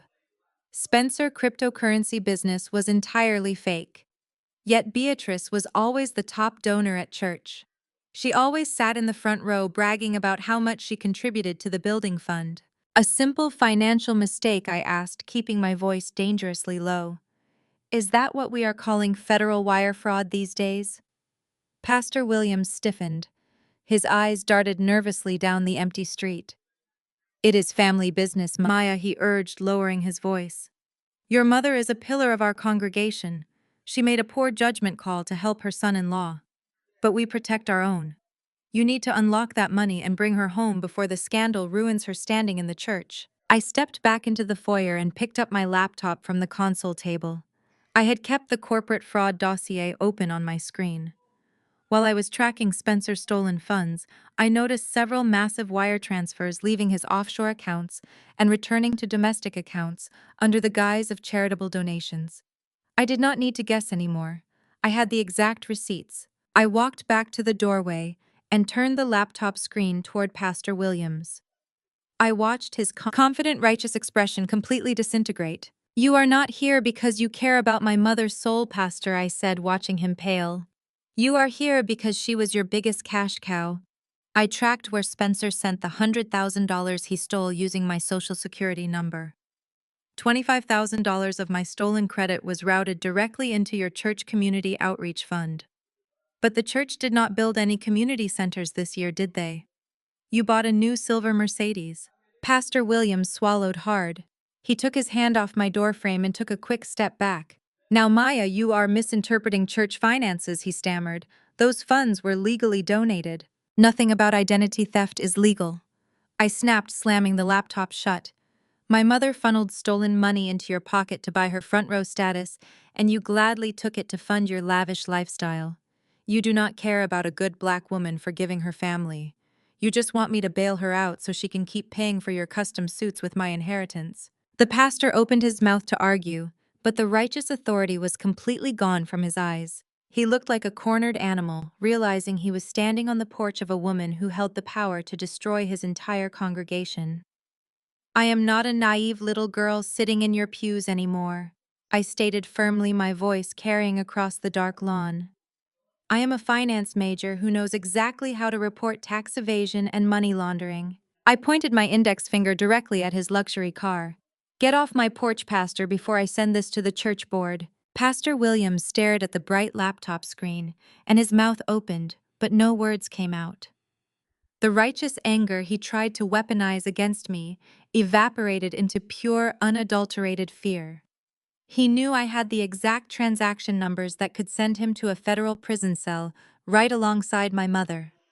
He took a clumsy step backward, stumbling slightly on the porch stairs. He did not bother offering a prayer or a blessing. He turned around and sprinted to his silver Mercedes-Benz. The tires squealed against the asphalt as he sped away down the dark suburban street, desperate to distance himself from the collapsing empire of Beatrice Hayes. I stood on the porch, breathing in the cool night air before stepping inside and shutting the heavy oak door. I turned the brand new brass deadbolt and heard the satisfying mechanical click echo through the empty foyer. For the rest of the evening, I walked through the house, methodically claiming my space. I threw away the cheap decorative items Chloe had bought with my stolen credit. I boxed up the ridiculous country club magazines Beatrice used to leave on the coffee table to impress her fake friends. This was my sanctuary now. Grandpa Marcus had bought this property with the money he earned working grueling shifts and facing systemic discrimination. Mud sure the deed was ironclad because he knew the vultures in his own bloodline would try to pick my bones clean. I made myself a simple dinner and sat at the kitchen island, where just 24 hours ago, Beatrice had slapped me across the face. The silence was absolute perfection. I felt safe. But my grandfather had always warned me that desperate people do not care about boundaries. They only care about survival. At exactly 2 in the morning, the peaceful silence of my house was violently shattered.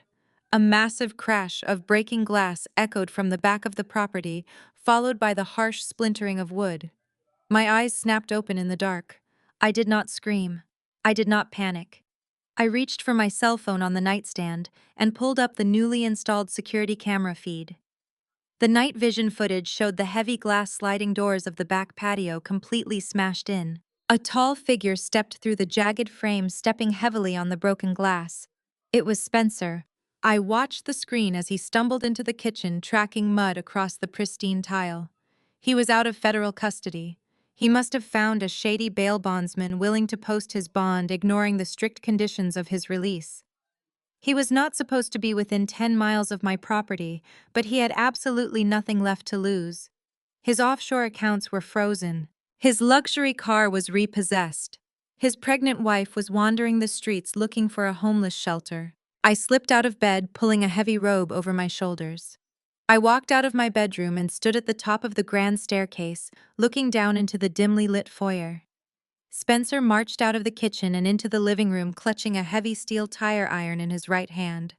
His expensive tailored suit was completely ruined, covered in dirt and sweat. He looked up and saw me standing on the landing.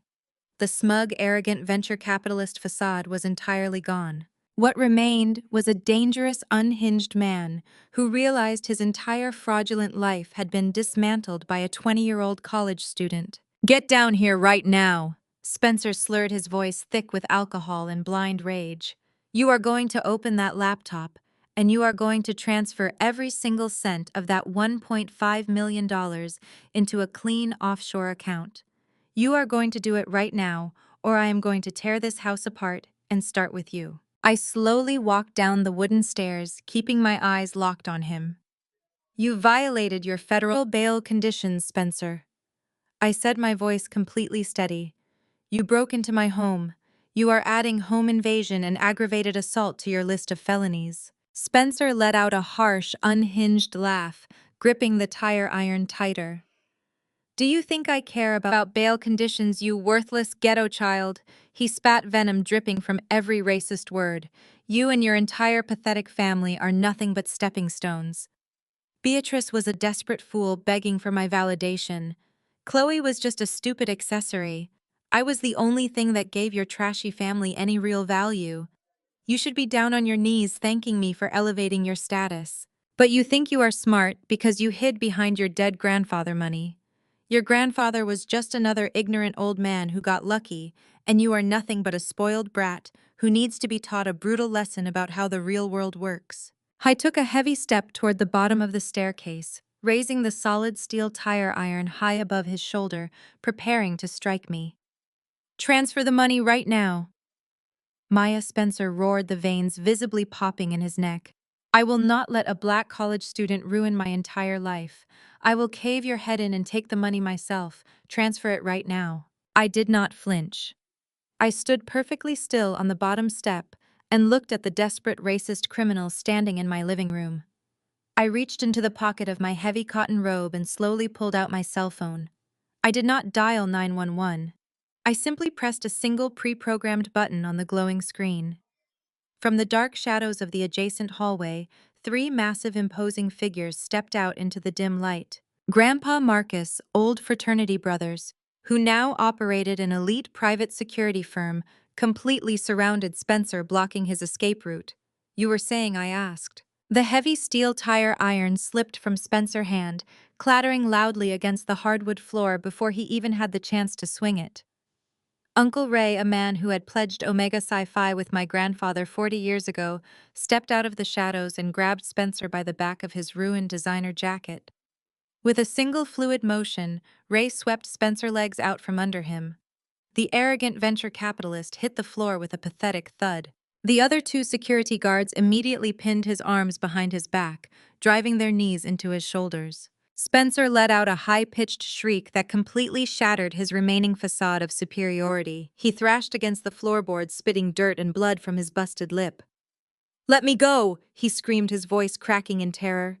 "You cannot do this to me. I have rights. I am a wealthy man." "You are a federal fugitive trespassing on private property," Ray stated, his deep voice rumbling with absolute authority. "And you made the fatal mistake of threatening Marcus' granddaughter in the house he built." I calmly walked down the rest of the stairs, stepping over the shattered glass from the patio door. I pulled my phone from my robe pocket and dialed the local precinct. I informed the dispatcher that a violent intruder had breached my home and that he was currently out on federal bail for wire fraud. The response was immediate. Within 10 minutes, the flashing red and blue lights illuminated my living room once again. The local police burst through the front door, weapons drawn, but lowered them instantly when they saw the private security team holding a subdued suspect. When the officers ran his name through the federal database, Spencer's fate was permanently sealed. Violating federal bail conditions by committing a violent home invasion meant his bond was instantly and permanently revoked. There would be no more shady bail bondsmen. There would be no more desperate flights to Dubai. The officers dragged him out of my house in handcuffs while he openly wept, begging me to drop the charges. I shut the door on his crying, locking it securely behind him. The news of Spencer's permanent incarceration reached the county jail by the next morning. Beatrice was sitting in a cold cinder-block cell, waiting for her golden son-in-law to magically wire the funds for her release. When she realized that Spencer was completely finished, she did not experience a moment of clarity or remorse. She did not reflect on the fact that she had destroyed her own life. Instead, she doubled down on her toxic delusion. She decided that if she was going to sink, she was going to drag me down to the bottom of the ocean with her. Using the limited phone privileges she had, Beatrice reached out to a cheap strip mall attorney named Kevin Barnes. Kevin was the kind of sleazy lawyer who advertised on the back of city buses promising huge settlements for desperate people.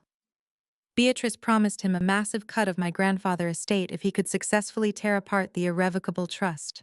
2 days later, a loud knock interrupted my morning coffee. I opened my newly secured front door to find a nervous-looking process server. He handed me a thick manila envelope and practically ran back to his car. I opened the packet and read the legal filing. I actually laughed out loud at the sheer audacity of the claims. From behind bars, Beatrice had filed an emergency injunction in family court. The lawsuit alleged that Grandpa Marcus was suffering from severe advanced dementia during the last 5 years of his life. Beatrice claimed that I had maliciously manipulated a sick, vulnerable old man into signing over the deed to the house and locking his assets into an irrevocable trust. She demanded that the court immediately freeze all my accounts, nullify the property transfer, and revert the entire $1.5 million estate back to her as his sole surviving daughter. She also requested an immediate eviction order to remove me from the premises. She was trying to weaponize the legal system to render me homeless and penniless while she awaited federal trial. It was a classic narcissistic escalation. If she could not control the money, she would destroy the person holding it. I did not panic. I did not call her and beg for mercy. I simply went into the locked fireproof safe in my grandfather's old study and retrieved a specific heavily sealed package. I put on my best tailored suit, grabbed my briefcase, and drove myself to the county courthouse for the emergency preliminary hearing. The courtroom was small and smelled of stale coffee and old floor wax. Beatrice was not allowed to attend in person due to her federal hold, so she appeared via a grainy video link from the jail. She sat in her orange jumpsuit, staring at the camera with a look of pure, unhinged vindictiveness. Kevin Barnes stood at the plaintiff table, puffing his chest out as he addressed the judge. "Your Honor," Kevin announced, adjusting his cheap suit jacket. "My client is a devoted Christian mother who has been horribly victimized by a greedy child. We have statements from church members willing to testify that Marcus Hayes was showing signs of severe cognitive decline. He frequently forgot names and appeared disoriented at Sunday services. This young woman took advantage of a deteriorating mind to steal her mother's rightful inheritance. We are requesting an immediate freeze on all assets and the immediate nullification of the property deed." The judge, a strict, no-nonsense woman, looked over her glasses at me. "Miss Hayes," she asked, her tone demanding answers. "You are representing yourself today. How do you respond to these very serious allegations of elder abuse and fraud?" I stood up from the defense table, my posture completely relaxed.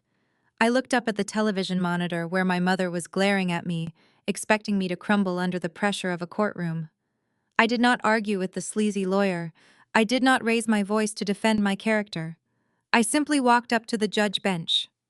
I handed the bailiff a thick sealed envelope containing certified medical evaluations from 3 independent neurologists, along with a small silver USB drive. "My grandfather anticipated her greed, Your Honor," I said. The judge narrowed her eyes at the thick sealed envelope I handed to the bailiff.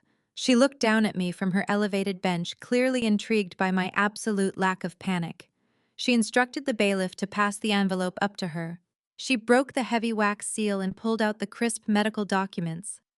I watched her read through the signatures of 3 separate board-certified neurologists. Every single page confirmed that Marcus Hayes possessed pristine cognitive function until his final breath. But the medical records were just the appetizer. I pointed to the small silver USB drive resting on top of the medical files. Your Honor, I said, maintaining perfect eye contact, I humbly request that we review the digital file on that drive in your private chambers. It contains a direct video message recorded by my grandfather specifically for this exact scenario. The judge nodded. She struck her gavel and ordered a brief recess, commanding the sleazy plaintiff attorney, Kevin Barnes, to follow us into her private chambers. We walked into the quiet wood-paneled room. The court clerk wheeled in a media cart and plugged the USB drive into the monitor. Kevin crossed his arms, trying to maintain his arrogant posture, but the sweat beading on his forehead betrayed his rising panic. He knew he was standing on quicksand. The video started playing, the screen filled with the image of Grandpa Marcus. He was sitting in his favorite leather armchair in his mahogany study, wearing his sharpest tweed suit. He looked directly into the camera lens. His posture was commanding, and his eyes were undeniably bright and piercingly sharp. He did not look like a vulnerable old man suffering from dementia. He looked like the formidable black business owner who had built a contracting empire from absolute scratch. "My name is Marcus Hayes," my grandfather's voice boomed through the small speakers filling the judge chambers with undeniable authority. "I am recording this video on the 15th of October to establish my absolute sound mind and clear legal intent. I am doing this to prevent my daughter Beatrice from attempting to contest my final will and testament after I pass." Kevin Barnes audibly choked on his own breath. He took a massive step back from the monitor, realizing his entire legal career was about to be jeopardized by a frivolous lawsuit. "I am intentionally bypassing my daughter Beatrice in all financial distributions," my grandfather continued, his tone dripping with heavy, disappointed truth. "Beatrice is financially incompetent. She suffers from a severe narcissistic obsession with societal status and material wealth. She cares only for the performance of prosperity, rather than the actual preservation of it. If I leave my life savings to her, she will squander every single cent trying to impress a church congregation that does not care about her. She has consistently prioritized her own shallow ego over the well-being of her family. Therefore, I am securing my entire $1.5 million estate and my residential property into an irrevocable trust designated solely for my youngest granddaughter, Maya. Maya is the only person in this bloodline who respects the value of a hard-earned dollar. I am entirely of sound mind making this choice, and any claim to the contrary, by Beatrice, is a desperate, malicious fabrication." The video ended with a sharp click. The screen went completely black. The silence in the judge chambers was absolutely suffocating. The judge turned her chair slowly, fixing her fierce gaze directly on Kevin Barnes. Kevin was visibly shaking. He quickly grabbed his cheap briefcase, looking like a trapped rat. "Your Honor," he stammered, his voice pitching high with terror. "I had absolutely no prior knowledge of this video. My client assured me her claims were factual." "Save it for the disciplinary board, counselor," the judge snapped, her voice cutting through him like a blade. "We are going back into the courtroom right now." We marched back into the main courtroom. Beatrice was waiting eagerly on the grainy video monitor broadcasting from the county jail. She sat up straight in her orange jumpsuit, expecting the judge to hand her the keys to my house and my bank account. Instead, the judge slammed her gavel down with terrifying force. "This court finds the plaintiff claims not only completely without merit, but intentionally fraudulent," the judge announced, her voice echoing off the high ceiling. "This lawsuit is a malicious attempt to weaponize the legal system against the rightful property owner. I am dismissing this case with prejudice. You can never bring this matter before a court again. Furthermore, I am slapping the plaintiff Beatrice Hayes and her legal counsel with severe financial sanctions for filing a frivolous lawsuit. You will pay all associated legal costs and a substantial penalty directly to this court." The color completely vanished from Beatrice's face. The reality of her catastrophic failure crashed down on her all at once. She had lost the money.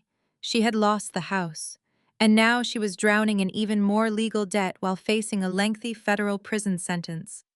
She had absolutely zero leverage left. The desperation instantly mutated into pure, unhinged hatred. "You are dead to me!" Beatrice screamed into the jailhouse camera, her voice distorting through the courtroom speakers. She slammed her hands against the table in the interrogation room. I am stripping you of the family name. I completely disown you, Maya. You are a demonic child. You are no daughter of mine. I stood calmly at the defense table. I did not shed a tear. I did not feel a single ounce of heartbreak. I looked directly up at the television monitor, staring right into my mother, frantic, enraged eyes. You cannot disown someone who already fired you, Mom. I replied, my voice carrying a cold, heavy finality that silenced the entire room. Enjoy your cell. I nodded to the bailiff. He reached forward and muted the video feed, instantly cutting off her hysterical screaming. She was silenced permanently. I packed my documents into my briefcase, thanked the judge for her time, and walked out of the courtroom. The heavy wooden doors closed behind me, shutting out the last remnants of my toxic childhood. I stepped out into the bright afternoon sunlight. The air felt incredibly crisp and clean. I walked down the wide concrete steps of the county courthouse, feeling the absolute victory settling deep into my bones. My property was completely secure. My inheritance was untouchable. I was finally entirely free. I made my way across the busy parking lot toward my car. As I reached into my pocket and pressed the unlock button on my key fob, a shadow detached itself from behind a large concrete parking pillar. A figure stepped directly into my path, blocking my way to the driver's side door. It was Chloe, but she looked absolutely nothing like the golden child who used to strut proudly through the country club. She was wearing a stained, oversized gray hoodie and cheap gray sweatpants. Her usually perfect hair was unbrushed and matted in the back. Her expensive designer purse was nowhere in sight, replaced by a cheap plastic grocery bag holding her meager belongings. She looked completely disheveled, exhausted, and thoroughly broken. She shivered in the cool afternoon breeze, looking up at me with red-rimmed, swollen eyes. Chloe slowly raised her trembling hand. Her fingers were tightly clutching a crumpled black and white piece of glossy paper. I looked down and saw exactly what it was. It was a medical ultrasound photo. She took a desperate step closer to my car, her tears spilling over her cheeks. I have nothing left, Chloe whispered, her voice breaking into a pathetic, desperate sob as she held the ultrasound picture out toward me. Please, Maya, for the baby. I stared down at the crumpled black and white glossy paper trembling in Chloe's hand. The afternoon sun cast a harsh glare over the grainy ultrasound image, but I could clearly make out the tiny, fragile profile of a growing infant. For a fleeting second, my chest tightened. A sharp, unexpected pang of profound pity hit me right in the heart. I did not feel sorry for Chloe. I felt an overwhelming sorrow for the innocent life trapped inside her. That unborn child did not ask to be brought into this world. That baby did not ask to inherit a convicted felon for a father and a deeply manipulative narcissist for a mother. That child was going to be born into the exact same toxic generational trauma I had just fought so brutally to escape. Chloe saw my eyes soften. She possessed the instinct of a seasoned predator, spotting a moment of weakness. She immediately dialed up her performance, wiping her runny nose with the sleeve of her oversized gray sweatpants. She took another step toward me, invading my personal space. I knew you would not turn your back on your own niece or nephew, Chloe cried, her voice taking on that familiar whiny entitlement. We are sisters, Maya. We share the same blood. I am living in a miserable transitional housing facility and the food is disgusting. I need to get an apartment in a safe neighborhood before I deliver. Spencer left me with absolutely nothing. I just need $5,000 in cash right now to secure a security deposit and get back on my feet. 5,000 is pocket change for you now that you have full control of Grandpa Marcus' entire estate. The brief flicker of sympathy I felt for the baby instantly evaporated. The sheer audacity of her demand was staggering. She was not asking for help. She was demanding a payout. I looked at her tear-streaked face and saw the exact same manipulative golden child who used to steal my allowance to buy designer lip gloss. I reached into my tailored jacket pocket and pulled out my leather wallet. I did not pull out a stack of $100 bills. Instead, I extracted 3 thick plastic gift cards for a major grocery store chain. I am not giving you a single cent in cash, Chloe. I stated, my voice perfectly level and devoid of any emotion. I will call your medical clinic tomorrow morning and pay your outstanding obstetrician bills directly over the phone. I will cover the hospital delivery costs when the time comes, and you can take these grocery gift cards right now to buy fresh food. But I am not funding a luxury apartment, and absolutely no liquid cash will ever touch your hands. Chloe stared at the grocery cards extending toward her. Her face contorted into a mask of pure, unadulterated disgust. She slapped my hand away, sending the plastic cards clattering onto the concrete parking lot. Are you completely insane? Chloe shrieked, her voice echoing off the concrete pillars of the courthouse parking garage. Grocery cards. You want me to stand in a checkout line like a common beggar while you sit in $1 million house? I need cash, Maya. I have urgent financial obligations that I have to take care of immediately. I narrowed my eyes, looking her up and down. What financial obligations, Chloe? Your car was repossessed. Your credit is completely destroyed. You are living in a free county shelter. You do not have any bills to pay. Chloe's face flushed a violent shade of red. She stomped her foot on the pavement, completely losing control of her carefully crafted victim persona. I have to take care of my husband, she screamed, the ugly truth ripping out of her throat before she could stop herself. Spencer needs money, Maya. I spoke to him on a collect call from the federal detention center last night. The food in there is terrible and he is miserable. He needs funds in his commissary account so he can buy basic necessities. He needs cash to hire a private appeals lawyer because the public defender is useless. You ruined his life, and now you owe us. You have to give me the cash so I can wire it to his inmate account. I stood there in the parking lot, absolutely paralyzed by the sheer magnitude of her stupidity. I looked at her protruding stomach and then looked up at her furious, entitled face. The realization was sickening. She was not begging for money to feed her unborn child. She was begging for money to fund the commissary account of the racist white grifter who had stolen my identity, called her an idiot behind her back, and abandoned her the second the feds showed up. She was still completely brainwashed. She was willing to starve her own baby just to seek validation from a man sitting in a federal cage. I slowly bent down and picked up the 3 grocery gift cards from the dirty concrete. I dusted them off and slipped them right back into my leather wallet, snapping it shut with a loud, definitive click. What are you doing? Chloe demanded, stepping forward with her hands balled into tight fists. Give those back to me. You promised to help the baby. I looked her dead in the eyes, feeling absolutely nothing but icy contempt. You have not learned a single thing, I said, my voice dropping to a dangerous whisper. You are perfectly willing to sacrifice your own child's future to fund a man who hates you. You are exactly like our mother. Have a nice life, Chloe. I turned around and grabbed the handle of my car door, ready to drive away and leave her in the dust forever. Chloe let out a feral, devastating scream. She reached into her cheap plastic grocery bag and pulled out a jagged set of house keys. Her eyes burned with pure, unhinged malice as she lunged forward, swinging her arm wildly to drag the sharp metal keys straight across the pristine paint of my car door. Before the jagged metal could even make contact with the glossy paint, a massive hand clamped down on Chloe's wrist with the force of a steel vice. Uncle Ray had stepped out of the black security SUV parked just 2 spaces away.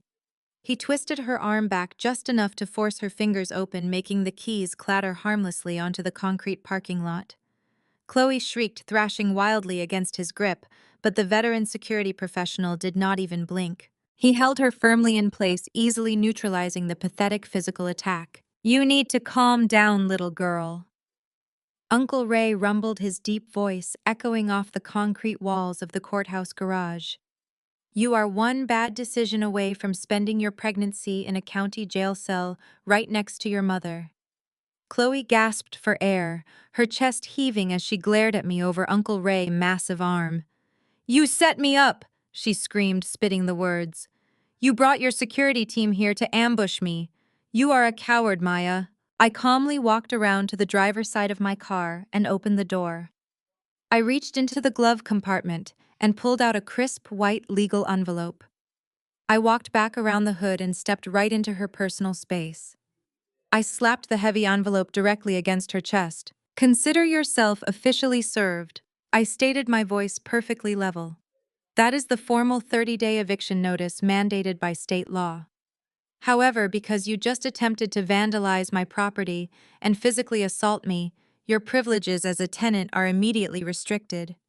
You are not sleeping in my house tonight. You are not sleeping there ever again. You have exactly 1 hour to pack whatever fits into your car, and then you are handing over your keys. Chloe's eyes widened in absolute panic. You cannot do this, she cried, struggling against Uncle Ray's grip. All my things are in that house. My designer bags, my shoes, the baby clothes. You cannot lock me out. I am not locking you out, I replied smoothly. I am providing a supervised extraction. Uncle Ray and his team will escort you into the property right now. They will stand in the hallway while you pack your immediate necessities. Once your 60 minutes are up, you will be escorted off the premises permanently. Anything you leave behind will be placed in a storage unit at your expense. The drive back to the house was a silent, tense procession. Chloe drove her beat-up rental car, the only vehicle she could secure after Spencer luxury rides were repossessed, while I followed closely behind with the security detail flanking us. When we pulled into the driveway, the neighborhood was quiet. The sun was beginning to set, casting long, dark shadows across the perfectly manicured lawn. Chloe marched up the front steps, her jaw set in a rigid line of pure, furious entitlement. She unlocked the front door and stormed up the grand wooden staircase, heading straight for the master's suite she had claimed as her own. I followed her upstairs, flanked by Uncle Ray and another heavily built security guard. Chloe slammed the bedroom door open and grabbed a large designer suitcase from her walk-in closet. She threw it onto the king-sized mattress. I stood in the doorway, crossing my arms over my chest, simply watching the golden child realize that her kingdom had been entirely conquered. For the first 10 minutes, Chloe packed frantically. She shoved expensive silk dresses and high-end cosmetics into the suitcase, weeping loudly to garner sympathy from the security guards. She tried to play the role of the helpless black woman being victimized by her own blood. But the men standing behind me knew my grandfather. They knew exactly how much Beatrice and Chloe had disrespected his legacy. When Uncle Ray did not offer her a single ounce of comfort, her sadness rapidly mutated back into unhinged, explosive anger. She zipped the suitcase shut and looked around the lavish bedroom. The reality of her situation crashed down on her. She was leaving this massive estate to sleep in a crowded county shelter. She was leaving behind the illusion of wealth she had carefully curated for her church friends and social media followers. She completely snapped. If I cannot have this room, nobody can, Chloe shrieked, her voice tearing through the quiet house. She grabbed a heavy brass lamp from the bedside table and hurled it directly at the floor-to-ceiling vanity mirror. The mirror shattered with a deafening crash, sending sharp shards of glass raining down across the hardwood floor. She did not stop there. She grabbed a pair of heavy scissors from her makeup desk and slashed viciously at the custom velvet curtains, ripping them down from the curtain rods. She picked up a wooden chair and swung it wildly, driving the wooden legs straight through the drywall. Plaster dust exploded into the air, coating her expensive clothes and ruining the pristine aesthetic of the room she had loved so much. Uncle Ray tensed, taking a step forward to intervene. I held up my hand, stopping him in his tracks. Let her go, I whispered, keeping my eyes locked on my sister. Let her show exactly who she really is. Chloe was breathing heavily, her face covered in sweat and white plaster dust. She kicked a hole through the closet door, splintering the wood. She grabbed a bottle of expensive foundation and hurled it against the freshly painted wall, watching the thick brown liquid drip down the baseboards. She was destroying the very space she had demanded I surrender to her. She thought she was hurting me. She thought she was destroying my property to teach me a brutal lesson about family loyalty. She stood in the center of the ruined bedroom chest, heaving, surrounded by broken glass, shattered wood, and torn velvet. She looked at me, expecting to see tears. She expected me to scream and beg her to stop. She wanted the satisfaction of knowing she had finally managed to break my spirit. I did not shed a single tear. I did not raise my voice. I casually reached into my tailored jacket pocket and pulled out my cell phone. I tapped the screen, opening the camera application, and hit the bright red record button. The small red light blinked steadily as I panned the camera slowly across the devastated bedroom, capturing every single shattered mirror, every hole in the drywall, and the ruined designer curtains. I made sure to capture Chloe standing in the middle of the wreckage, holding the broken chair leg in her hand. Keep going, Chloe, I said, offering her a dark, radiant smile that made the blood freeze in her veins. Break the windows next. I had the interior appraised last week. This is coming directly out of the restitution you owe me. Chloe dropped the broken wooden chair leg. The hollow thud against the ruined hardwood floor echoed the absolute defeat in her eyes. The realization hit her like a physical blow. Every single mirror she smashed and every piece of drywall she destroyed was just adding another line item to the massive debt she already owed. She was not hurting me. She was literally bankrupting herself. Her chest heaved as she looked around the devastated bedroom, realizing her temper tantrum had just cost her thousands of dollars she absolutely did not have. Uncle Ray did not give her a second to recover her shattered dignity. He stepped forward, gripping her upper arm with firm professional authority, and marched her straight out of the master suite. I followed them down the grand staircase, watching Chloe stumble over her own feet. She did not scream anymore. She did not beg. The fight had been completely drained out of her. Uncle Ray guided her out the front door and down the porch steps toward her cheap rental car. She tossed her designer suitcase into the trunk, slammed it shut, and climbed into the driver's seat without looking back. I stood on the porch and watched her taillights disappear down the dark suburban street. Uncle Ray walked back up the steps and offered me a respectful nod before pulling the heavy oak door shut. The mechanical click of the deadbolt locking into place was the most beautiful sound I had ever heard. For the very first time in my entire life, I was completely, utterly alone.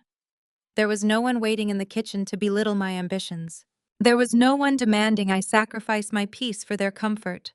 The house was finally safe. The next morning, I did not waste a single second celebrating. I put on a sharp, tailored suit, grabbed my grandfather's legal briefcase, and drove straight downtown to the financial district. I sat at the head of a massive glass conference table surrounded by my grandfather's trusted wealth management team, including Mr. Sterling from the bank. The irrevocable trust was officially unlocked.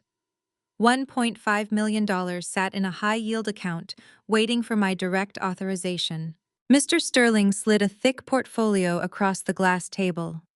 "Miss Maya, you have complete liquid assets," he stated, his tone filled with profound professional respect. "Your mother assumed you would immediately spend this on luxury cars and vacations just like her and Chloe. What is your directive?" I looked at the older black men sitting around the table. They were men who had built businesses from the ground up, fighting through redlining and systemic financial discrimination, right alongside Grandpa Marcus. "I am not going to hoard this capital," I announced, my voice steady and commanding. "And I am certainly not going to hand it over to predatory venture capitalists who prey on our community. I want to establish a targeted investment firm today. We are going to provide fair, transparent seed money to young minority entrepreneurs." Mr. Sterling leaned forward, an incredibly proud smile breaking across his face. "You want to build the exact opposite of what Spencer was running." "Exactly," I replied, opening my laptop. Spencer built a fake empire by stealing identities and exploiting the financial insecurities of vulnerable people. He looked down on black wealth and thought he could drain my family dry. We are going to use Grandpa Marcus money to fund real businesses. We are going to educate young founders on how to read contracts, avoid predatory loans, and protect their generational wealth from grifters who smile in their faces while picking their pockets. We will call it Marcus Legacy Capital. The wealth managers immediately went to work. Over the next 6 months, my entire reality transformed. I poured every ounce of my energy into building the firm. We funded a young black woman tech startup. We provided the bridge loan for a minority-owned logistics company that traditional banks had unfairly denied. The firm was thriving, and the original principal of the trust fund was already generating significant returns. I was finishing my senior year of college while managing a multi-million-dollar portfolio. I had completely remodeled the damaged master bedroom, turning it into a beautiful home office overlooking the garden. My life was a sanctuary of peace and purpose. I had not spoken a single word to Beatrice, Chloe, or Spencer since the night they were escorted off my property. I heard through the grapevine that Chloe was living in a crowded transitional shelter, struggling to navigate the county welfare system she used to mock. Beatrice was sitting in a federal holding facility, unable to afford the exorbitant bail set by the judge. Spencer was locked in a maximum security block, fighting a losing battle against a mountain of federal evidence. I let them rot in the beds they had made. But my peaceful isolation was not meant to last forever. The past always demands a final reckoning. It was a crisp Tuesday morning, exactly 6 months after the arrest. I was sitting at my kitchen island, drinking coffee, and reviewing a quarterly earnings report for one of our newly funded startups. The doorbell rang with 3 sharp, authoritative knocks. I checked the security camera on my phone, expecting a delivery driver. Instead, I saw a man in a dark windbreaker holding a thick manila envelope. I walked to the front door and opened it. The man held out a gold badge identifying himself as a federal process server. Maya Hayes, he asked, his tone highly official. Yes, I replied, taking the heavy envelope from his outstretched hand. You have been formally served, he announced, stepping back off the porch. I closed the door and tore open the seal. I pulled out the crisp legal documents bearing the bold emblem of the United States District Court. It was a mandatory federal subpoena. The trial date for the United States versus Spencer Hayes and Beatrice Hayes had been officially set on the docket. The federal prosecutor was not just calling me to the stand to testify about the identity theft. They had listed me as the absolute star witness for the prosecution. I was going to have to walk into a federal courtroom and look my mother and my brother-in-law dead in the eyes one last time. I set the subpoena down on the kitchen island, right in the exact spot where Beatrice had slapped that forged power of attorney document 6 months ago. I took a slow sip of my coffee, feeling a cold, triumphant smile spread across my face. The final nail in their coffin was officially in my hands. The heavy oak doors of the federal courtroom swung open and I walked down the center aisle with my head held high. The gallery was absolutely packed to the brim. Half of our old church congregation had shown up to witness the fall of Beatrice Hayes. Auntie Carol and the rest of the gossiping relatives sat in the back rows completely silent as I took my seat at the front. Spencer sat at the defense table wearing a cheap, ill-fitting suit that hung off his shrinking frame. He looked nothing like the arrogant venture capitalist who had broken into my house. Beatrice sat at a separate table wearing a drab gray sweater, looking like a terrified stranger. They had separate legal teams now. The Golden Alliance was officially dead. I was called to the witness stand almost immediately. Spencer, defense attorney, a sleek corporate bulldog, tried his absolute best to rattle me during cross-examination. He paced back and forth in front of the jury box, attempting to paint me as a bitter, vindictive younger sister. He tried to claim I was deeply jealous of Chloe and her successful white husband. He suggested that I fabricated the severity of the identity theft because I was angry about being left out of family investments. Are you not just a jealous sister trying to tear down a man who was trying to uplift your family? The lawyer asked, his voice echoing loudly. I leaned into the microphone and looked directly at the jury. I am the founder of a multi-million-dollar investment firm, I stated calmly. I am not jealous of an unemployed fraudster facing a decade in federal prison. I simply reported a crime. My credit score is not a charity fund for my sister husband. The lawyer's face flushed red and he quickly ended his questioning. He knew he could not break me. But the real chaos began when Beatrice was called to the stand by her own public defender. My mother slowly walked up to the witness box, gripping the wooden railing with trembling hands. She had spent months rotting in a county jail cell, unable to post bail, and the harsh reality of her situation had finally broken her delusion. She took the oath and sat down, wiping a strategic tear from her eye. Beatrice's defense strategy was simple and utterly pathetic. She threw her precious white son-in-law directly under the bus to save her own skin. I had absolutely no idea he was stealing my daughter's identity. Beatrice wept loudly, dabbing her eyes with a tissue. Spencer manipulated me. He preyed on my good Christian heart. He told me he just needed Maya's social security number to set up a standard college savings account for her. He used my faith and my love for my family against me. I am just a devoted mother who trusted the wrong man to lead our household. The courtroom erupted into shocked whispers. The church aunties gasped. Spencer sat at the defense table, his mouth hanging wide open in pure, unadulterated disbelief. He had spent his entire relationship treating my mother like a gullible pawn, and now she was weaponizing her maternal victimhood to bury him alive. Spencer completely lost his mind. He shoved his chair back so hard it crashed to the floor. He ignored his lawyer's frantic commands to sit down. He slammed his hands onto the defense table, his face turning a violent shade of purple.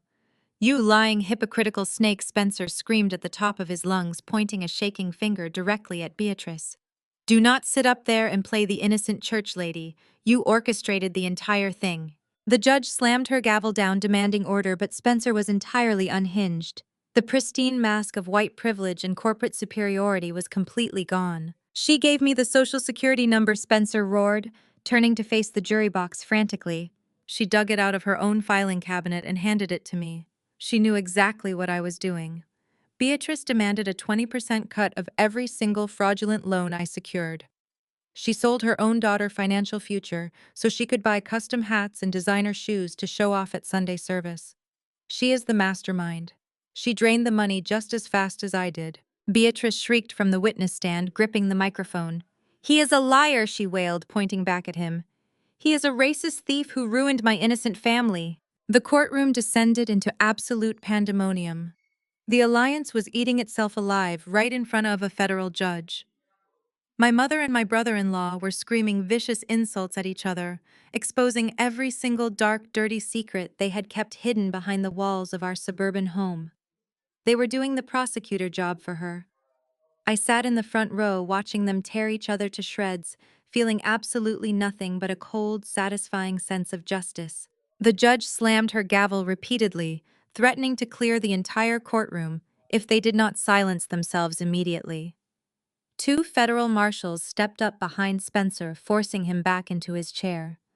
Beatrice sat in the witness box, hyperventilating and clutching her chest. The federal prosecutor calmly stood up from her table. She did not need to shout. She simply walked over to the evidence projector and turned it on. A massive spreadsheet illuminated the screen behind the witness stand. "Your Honor." "Your Honor," the prosecutor said, her voice cutting through the heavy tension in the room. "We do not need to rely on the defendants throwing each other under the bus. The financial paper trail proves both of their guilt beyond any shadow of a doubt." She highlighted a series of transactions on the screen. The jury leaned forward, carefully examining the data. The screen clearly displayed the $100,000 business loan being deposited into Spencer's fake crypto company account.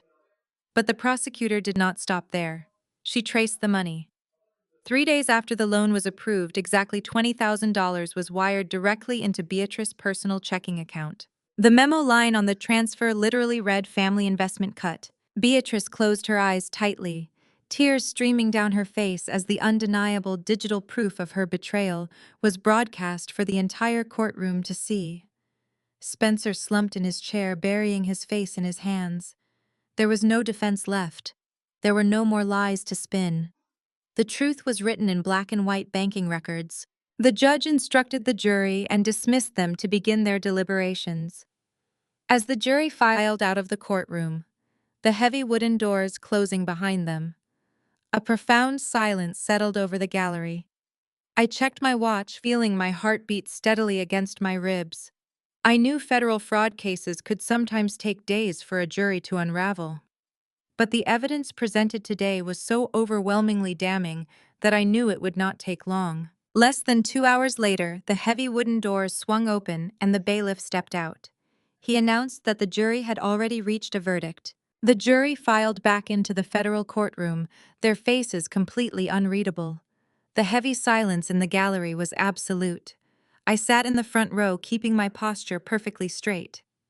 Spencer stood at the defense table, his hands visibly shaking against the polished wood. Beatrice stood a few feet away, gripping the edge of her table, as if it were the only thing keeping her from collapsing onto the floor. The judge took her seat at the elevated bench and adjusted her glasses, looking down at the two defendants who had tried to destroy my life. The jury foreperson, a stern older woman, handed the sealed envelope to the bailiff. The bailiff passed it up to the judge. The sound of the paper tearing echoed through the dead silent room. On the counts of federal wire fraud, aggravated identity theft, and attempting to flee a federal jurisdiction. The judge read, her voice carrying a sharp, undeniable finality. We find the defendant Spencer Hayes guilty on all charges. Spencer's legs completely gave out. He collapsed hard into his heavy wooden chair, gasping for air. He looked frantically at his defense attorney, but the lawyer just packed his briefcase, refusing to meet his eyes. The judge did not give Spencer a single second to process the destruction of his fraudulent empire. She immediately moved to sentencing. Spencer Hayes, you orchestrated a predatory financial scheme targeting vulnerable communities, and you attempted to use your own family by marriage as collateral damage, the judge stated firmly. I am sentencing you to 12 years in a federal penitentiary without the possibility of early parole. 12 years. The words hit the courtroom like a physical shockwave. Spencer let out a pathetic guttural cry. He spun around, pointing a trembling finger at my mother. It was her, he screamed, his voice cracking in pure terror. She gave me the numbers. She wanted the money. You cannot put me in a cage for 12 years. The federal marshals immediately stepped forward, grabbing Spencer by his shoulders and forcing his hands behind his back. The sharp click of the handcuffs finalizing his 12-year nightmare. The judge banged her gavel, silencing his pathetic outburst. She turned her fierce gaze directly to Beatrice. On the counts of conspiracy to commit wire fraud and accessory to identity theft, the judge continued, her voice growing even colder. We find the defendant Beatrice Hayes guilty on all charges. Beatrice let out a piercing, devastating shriek. Her knees buckled and she slumped heavily against her public defender. Beatrice Hayes, you knowingly weaponized your own daughter's financial future to fund a lavish lifestyle built entirely on deception. The judge reprimanded, staring down at my weeping mother. You betrayed the fundamental trust of parenthood for social status. I am sentencing you to 4 years in federal prison, followed by 5 years of strict financial probation. Beatrice wailed, thrashing wildly, as the female federal marshal approached her with the heavy steel handcuffs. She twisted around, searching the crowded gallery until her panicked, desperate eyes locked directly onto mine. She did not look at Chloe. She looked at the daughter she had treated like a burden for 20 years. Maya. Beatrice sobbed, her voice echoing off the high ceilings as the cold metal locked around her wrists.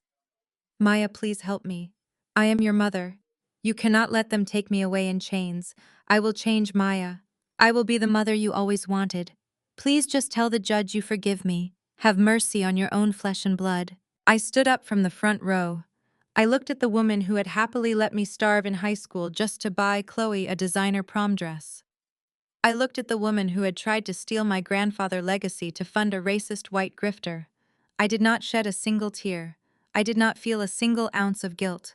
I looked right through her, completely stone-faced. I fired you a long time ago, Beatrice.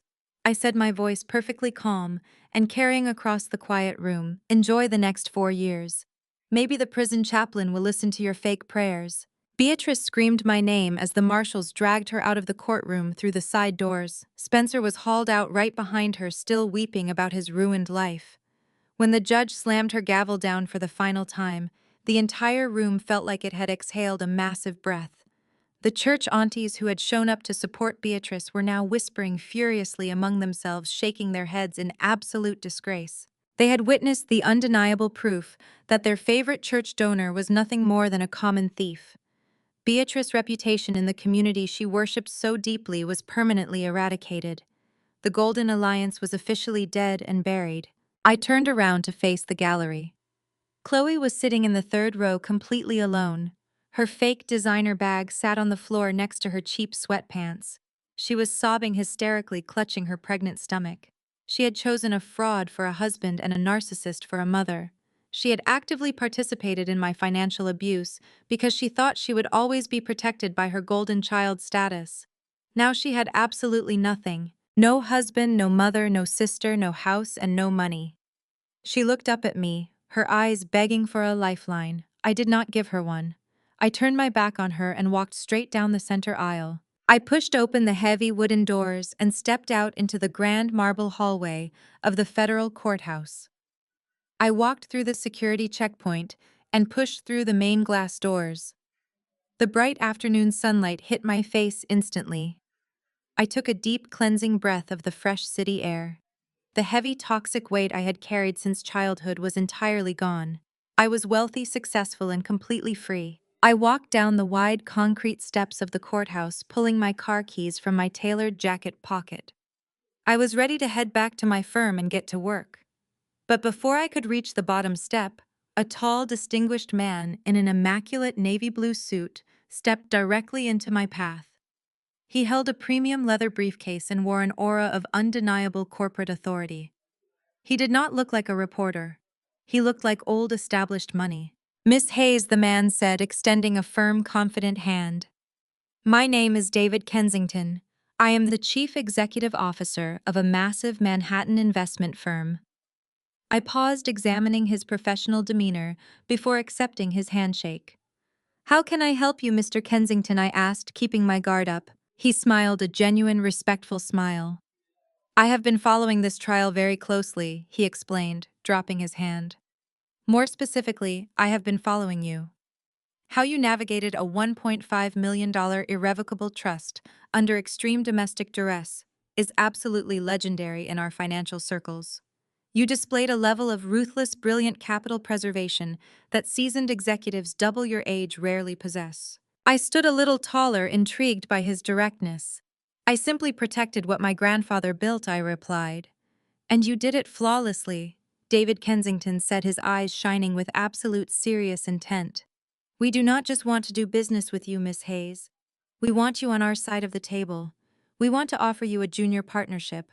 I accepted David Kensington's firm handshake right there on the courthouse steps. I did not hesitate. I looked him dead in the eyes and told him I would review the junior partnership contract by Monday morning. That single decisive handshake shifted the entire trajectory of my professional life.